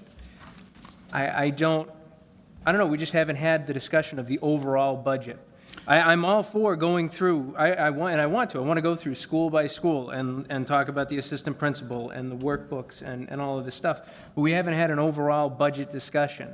And from looking at this level services budget, which I really have a lot of problems with, I see a huge amount of above minimum contribution going to the towns. So I don't know, has there been any discussion with the towns? Do we have a feeling? I think probably just reading the tea leaves, we could very well be headed to another district meeting. But I think we still have a responsibility as a board to bring these issues up. I agree. Give them to the superintendent and let him see what he can put back on the table to us. Okay. All right, so any more discussion on Mr. Cludier's motion? I'd like to say something. Okay. It's my understanding that East-Brookfield is pursuing other options for regionalization. I know there was a petition signed by citizens in the town with over 300 signatures, well, around 300 signatures from what I understand. And I'm looking at the enrollment in the school, we have 211. That's telling me that the parents are more than likely going to school choice their kids out if you start reconfiguring the schools. And that's just a big concern that I have. We're already losing kids to school choice. We're losing money already, $100,000. I don't want to see that trend continue. Again, this isn't a definitive action. All this is just a referral to the superintendent, and then when we get the information back from Dr. Malvey, then we'll be in a position to make a decision in regards to it. Are there any other discussions in regards to the motion? If not, we've had a motion and a second. We'll have a vote. All those in favor? Aye. Opposed? No. Okay, so voted. Mr. Cludier? So, my motion for the Wire Village Assistant Principal, if If that feasibility study from the administration came back in March and they said it was feasible, we'd have a principal position that we could take, and we could move that into an assistant principal at this school. And that's where the dollars I would see coming from. You know, I understand what Mr. Cote said.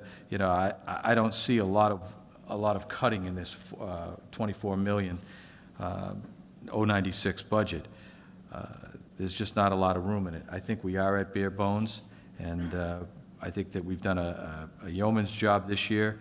And although there's been a lot of questions by the public, and that's fine. I think questions are good. I think we need to answer questions as to how we've been able to manage our budget after we have had to cut after cut after cut. And I think Julie's done a very good job of explaining that. You know, the term found money, you know, was something that this administration had said, that's not the fact. Nothing could be further from the fact. There was no found money. The bottom line is that given the layoffs that we did, you know, there was some savings here on this line item on unemployment. There was some savings over on this line item. This budget was not built with historical data. This budget was built, you know, kind of off the cuff.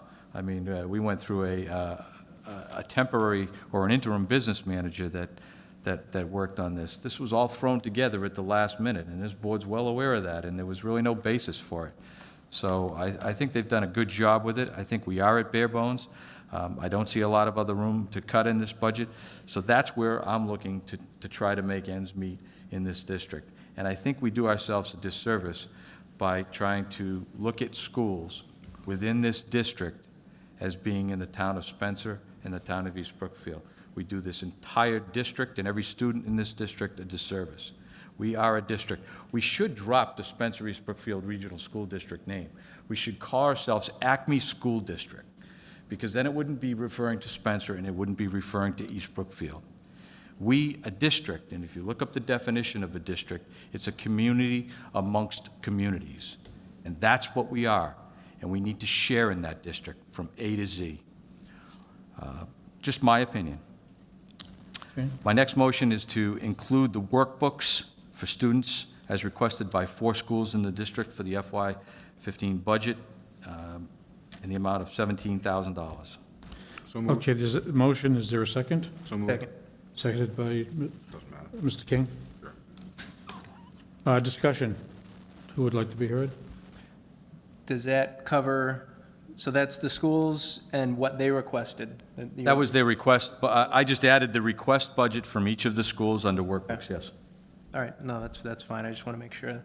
I was wondering, go through school by school or do it all at once, but that's fine. Any, It's all at once, right? Yeah. Yeah. So it totals $17,000. Yep. any other questions? Mr. Nyquist? Mr. Chairman, I'm going to make a motion to... We didn't vote on Can this? we finish this one? We've got a motion on the floor that's Okay, been seconded. okay, so it's up for discussion, yeah? No, we're discussing the motion that's Yeah. on the floor. Is there any other discussion on the motion on the floor? No, sir. If not, all those in favor? Aye. Opposed? So voted. And, Mr. Chairman, my last motion that I have for us tonight, at least for right now, is that we instruct the superintendent to look at combining the 2 third-grade classes at the East-Brookfield Elementary School into one class of 28. Second it. Okay, there's a motion and a seconded by Mr. Nyquist. Discussion. Mr. Chairman, I would like to disclose that my daughter is in that class. Okay, thank you. Any discussion on the motion? Mr. Chairman, yes, I'm sorry. And Heather, thank you for disclosing that, but please feel free to chime in on this. I think you should. So here's my thought process.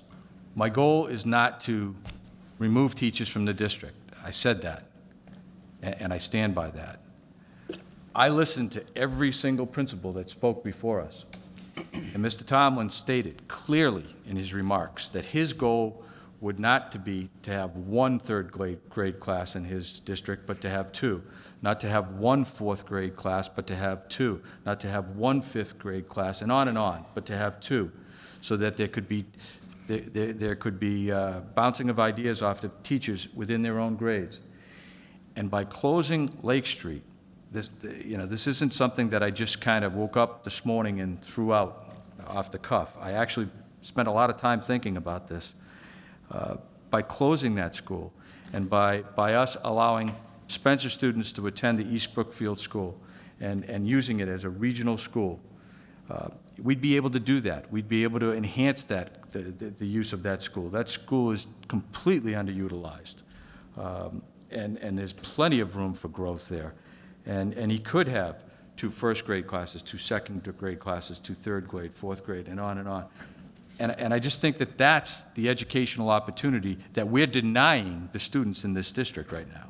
We're denying the students because we're all caught up over the East-Brookfield Spencer issue. And quite frankly, I don't get it. Now, that's just my opinion, and I know there are other opinions, and I certainly respect those. So that's where these motions that I've just stated all kind of intertwine and fold together. So. Okay, thank you, Vinnie. Any other comments in regards, I just have a question to Josh, through the chair to Dr. Malvey. Would we have to change the regional agreement between the 2 towns? Because the regional agreement does state that the residents K through 6 attend schools in the towns they live in. I know in the past, when we did look into possibly combining, making the building project a 7 through 12 school and then moving the elementary level into Knox Trail, there was discussion in regards to that the 2 towns own the building of Knox Trail, and that Spencer would have to buy out East-Brookfield. How will that affect the regional agreement? Well, on the first part, with respect to combining the classes, that can be done, and it has no impact on the regional agreement. Many districts combine classes, and a lot of districts have what is called combination classes. That is 2 grades within a classroom, if you will. I'm not suggesting that. I'm just saying that that's an option. So in and of itself, just to combine, given existing East-Brookfield students, similarly, if you did it something like that on Spencer's side, there's no impact on the regional agreement. But if you then start to reconfigure students across the lines of the towns, that does have an impact on the regional agreement, as I read it, and it would require some action. I don't know. I don't know if it would be permissible on a temporary basis, whether that would kick off an amendment to the agreement. Yeah, but I'll certainly explore it. Certainly on a long-term basis, I would expect that it would require a change in the agreement, and then you have to go through that process. So I'll look carefully at that and check with council as well. all set, Mary? Well, and just to get back to sorry, I did lose my train of thought, but getting back to the combining of the 3rd grade class, we have to put trust in our principals and know that they are making the right decision based on the students that are in the classrooms. I have a child that has been gone through K through 6, fluctuating in a class size of 21 to 27 at East-Brookfield. It hasn't been easy. There are some personalities that just should not be together. It enhances, separating these personalities enhances the educational component of the school day. The building principals know where they need to put their teachers. Due to that confidentiality with the students and the privacies, we're taking away one of their duties. And I would strongly object to this motion. Okay, Josh? My question is for Dr. Malvey. We have 3 other classrooms in this school that are basically maxed out. We have a 28, a 29, and a 25. That's half of the grades are maxed out with 1 classroom.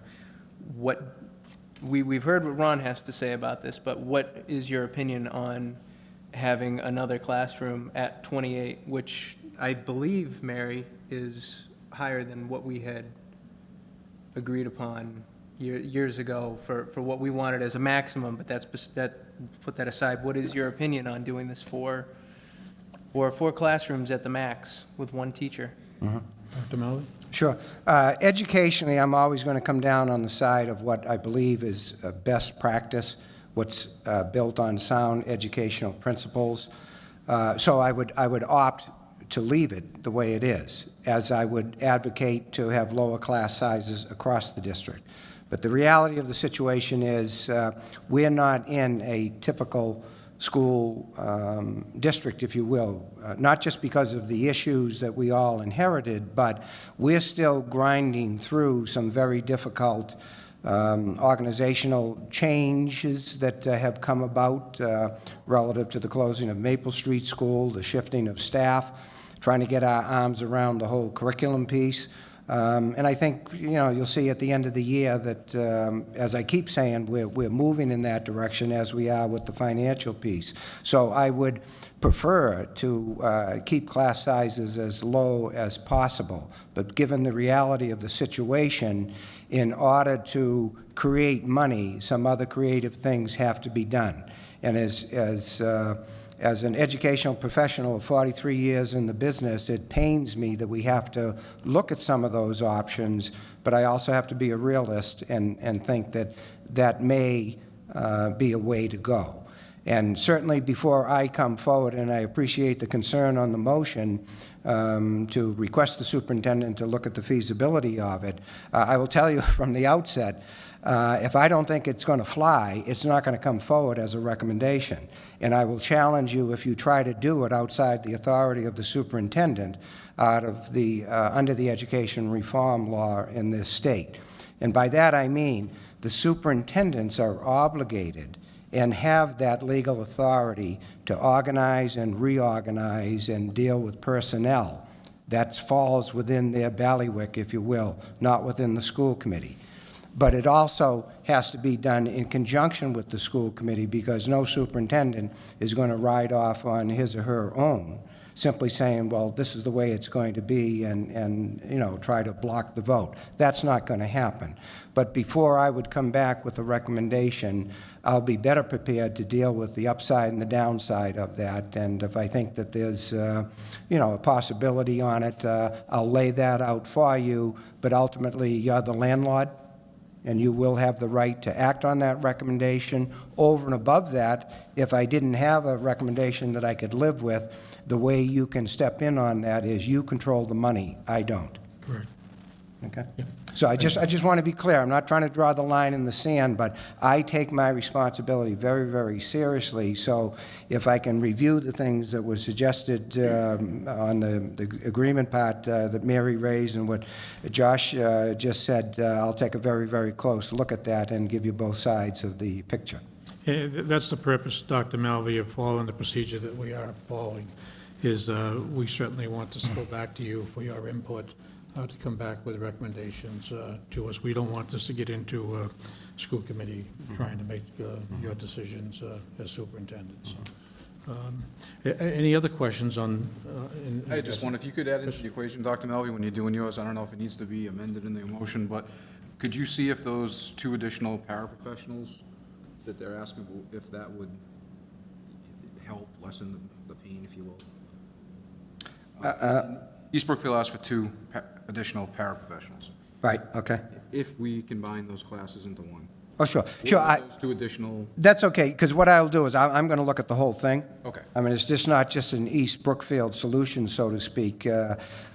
If A, then B. If B, then C. It may trigger something that we have to look at, so I'll be happy to include it. Thank you. I would ask first if Mr. Cludier wants his motion amended to that, or do you want your motion to stand as it is and have Mr. King? I don't think you need to change it if he's going to wrap it into the whole project anyways. Right, yeah. That's fine. I don't have a problem with that. Here's where, just on the paras, okay, just so that you're clear, there's 22 of them at Lake Street School.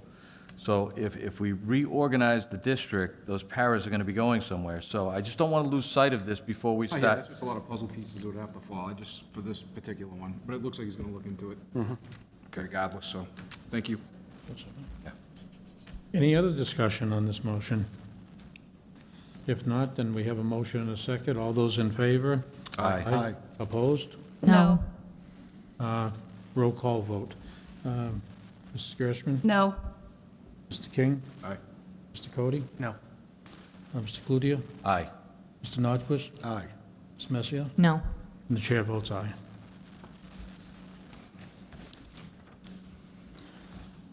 Okay, anyone have another motion that they would like to bring forward? Mr. Ed, King? just in Vinnie's vein, are we going to take all the capital things out of this budget and combine those? It would be my sense that almost all of the capital items that principals and the superintendent or district has suggested, and had some discussion that I've had with the Spencer Select Board, they have offered us a seat on their capital needs committee. Okay. If we are interested in bringing our requests forward. Of course, the board also always has the option to do debt exclusions for capital items as well. So I think, yeah, all of those major capital items, we can't even think about trying to fund them through the budget. We would have to put them separately, and we'll need motions for that with some totals or. Okay, I'll make a motion then for the East-Brookfield $20,000 HVAC computer update and the two for the high school, the $30,000 for the new doors, $75,000 for the patch roof. I believe that's $125 total. Okay, You can remove these off of that budget and put it on a capital expense. okay. Motion made by Chris. Is there a second? Second. Seconded by Josh. Discussion? Mr. Nordquist? What are you trying to say, Chris? This is going to be on a debt exclusion, correct? Those are. I'm not saying that, I'm just saying I want them off of this budget and put it in a proper category. Oh, okay, okay, fine, fine.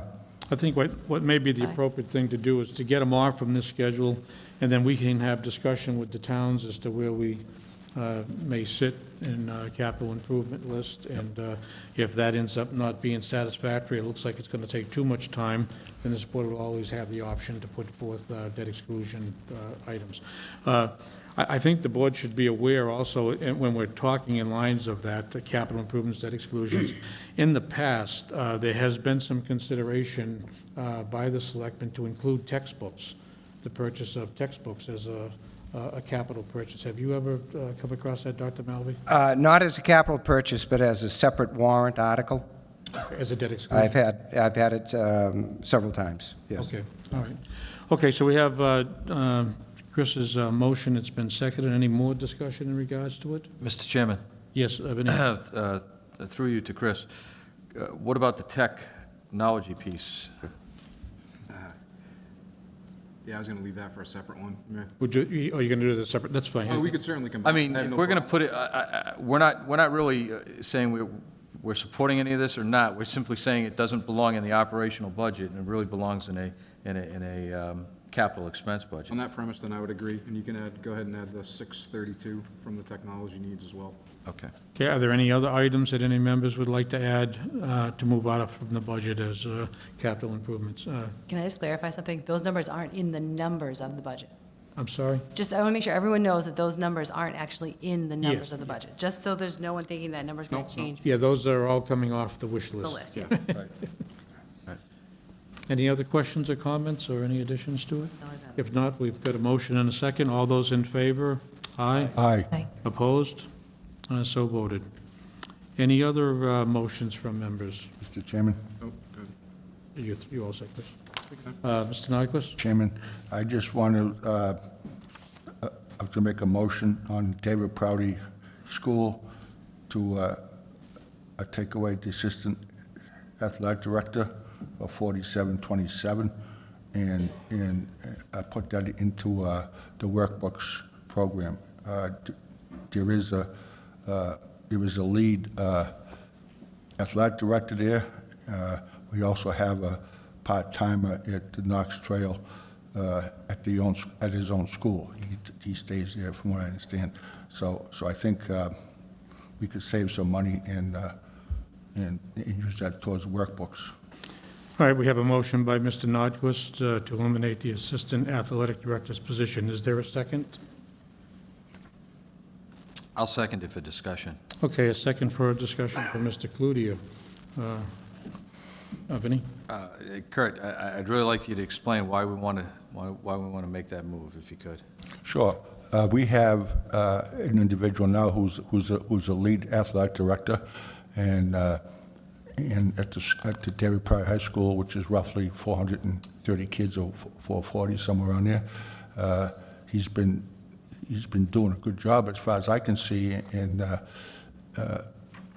that's what his job is to be athletic director. And I think the second person on there is I didn't see any helpful of what he was doing. There were some questions saying that he sets up times for games. Well, I think that would fall under the lead athletic director. I think what members should be sure that we understand, motions and votes on these things, we're not eliminating this position tonight. Again, it's simply a recommendation to send to the superintendent that this is the feelings and concerns of the board, for him to take a look at it and come back to us with his recommendation as to whether he feels it can be feasible or not. So these are not things that are going to be eliminated tonight by a vote. They're simply referrals and recommendations back to the superintendent. Any more discussion on that motion by Mr. Nyquist? I think even before we were to make a move like that, we would need to have a better understanding of what that person does. I don't think any of us really have a great idea. I think the athletic director should come and explain exactly what he does and what his athletic director does, because it seems that it seems to be an important position to him, and it seems to be an important position to the principal there. So I think we should know more about it before we start asking any questions like that. I agree that we need to know more, and I think that's the function of the superintendent. I think that's what the motion would be asking the superintendent to do, is to have discussion with the athletic director and the principal, and to come back to us with a recommendation as to whether it's feasible or not. Mr. Chairman? Vinnie? Yeah, and I would like to know when that position was created as well. Okay. Because I don't know if that's something that's historically been here. I don't know if it's, something that was created in the last couple of years. I'd just like to have a little more information on it as well. My guesstimate is, I would say it was within the last 5 or 6 years.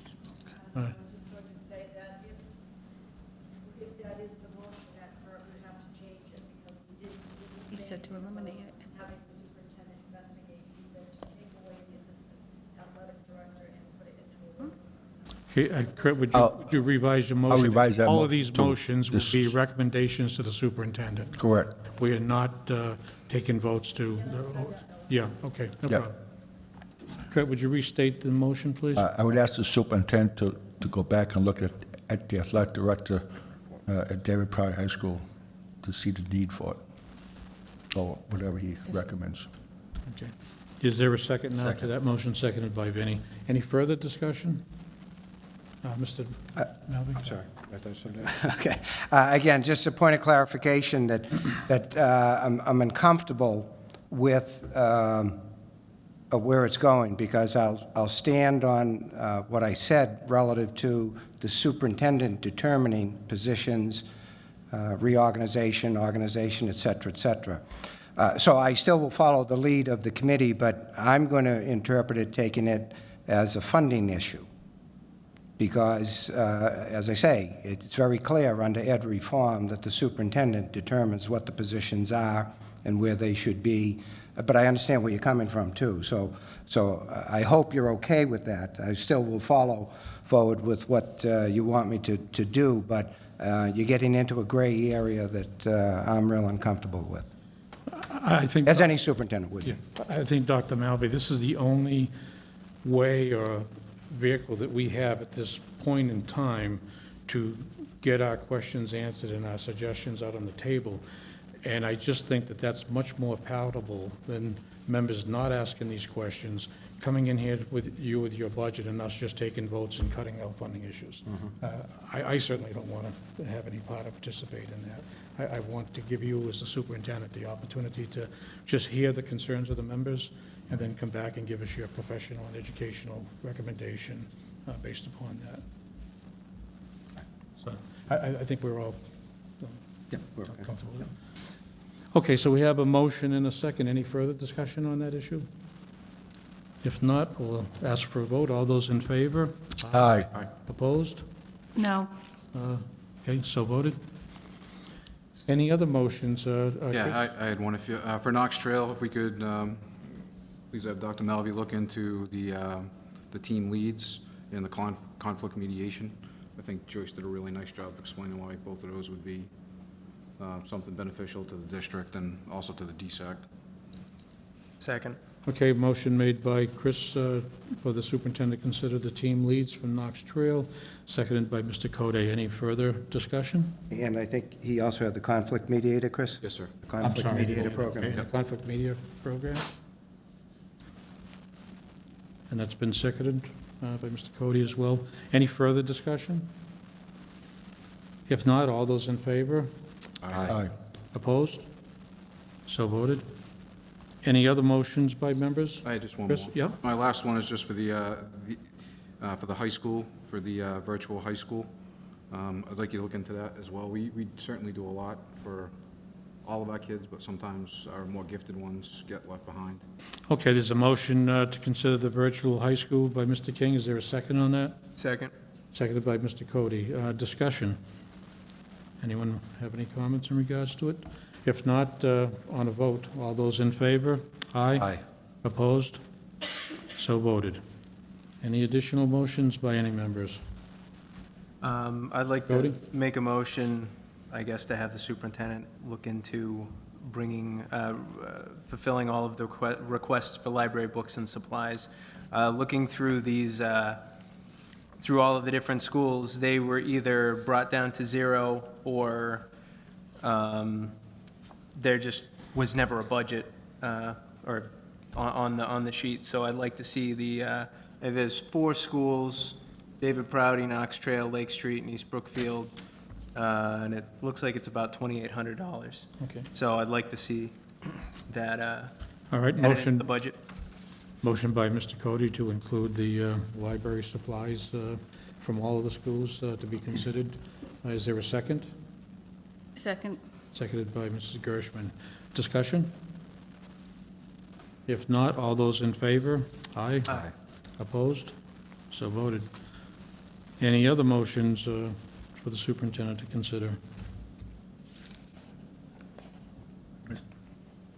Mr. Chairman, I just have a question. I just have a question, so I would like to explain for Superintendent. On the motion for the workbooks, which I supported, is this going to be a district-wide? I think we have a problem. Some schools have started, some don't, and we've brought up at the principals. It's not district-wide workbooks from grade 1 to grade 12. I think Dr. Malvey, Mr. Nockfuss is on board as far as looking for workbooks that are going to be in line with the common. Correct me if I'm... Yes, that's correct, yep. Thank you. I didn't. Good point.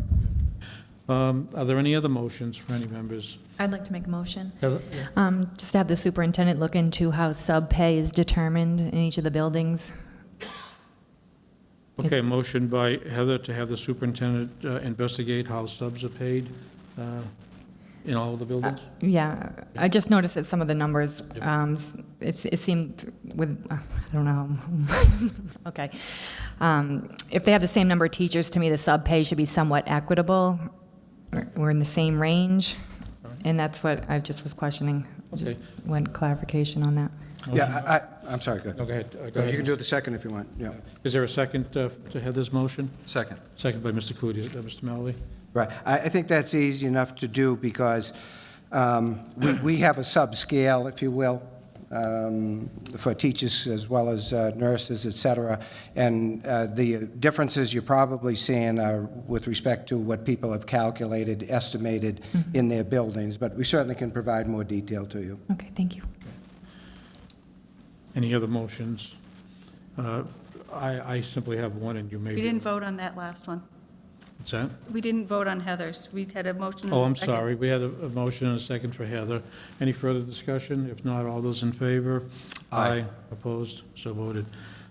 Dr. Malvey, in regards to talking to the principals, I had brought up about library clerks, and I think a couple of the principals had mentioned that that is an opportunity or a time that's used for professional use by the teachers for prep time and stuff.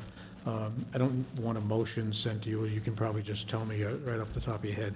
Are there some other areas that you can look at where we would be able to get some savings if we didn't have those clerks, but be able to take care of the prep time for the teachers? Or is this simply just going to be trading a tit for a tat and having? Yeah, it probably would be a washout, an offset somewhere else. I mean, we can take a look-see at it, but I know last year when we started to get into this for potential reductions, we discussed it at the administrative level. We'll certainly take a look-see at it, but I think it's going to be, 6 here, 6 of something else over there, and maybe 3 there, and, Would you prefer to have it as a motion, or are you? but no, it's okay. We can take a look-see. All right. If there's no other comments or suggestions from the board, that will end the regular meeting. The next item on the agenda is to discuss strategy with respect to collective bargaining or litigation, and an open meeting may have a detrimental effect on the bargaining or litigation position of the public body, and the chair so declares. So is there a motion for executive session? Motion executive session, Mr. Motion Chairman. by Mr. Nordquist, a second. Second. Second by Mr. Cludier. On a roll call vote, Mr. Hirschman, Aye. Mr. King, Aye. Mr. Cody, Aye. Mr. Cludier, Aye. Mr. Nordquist. Aye. Ms. Messier. Aye. And the chair votes aye. We will convene only for the purposes of adjournment.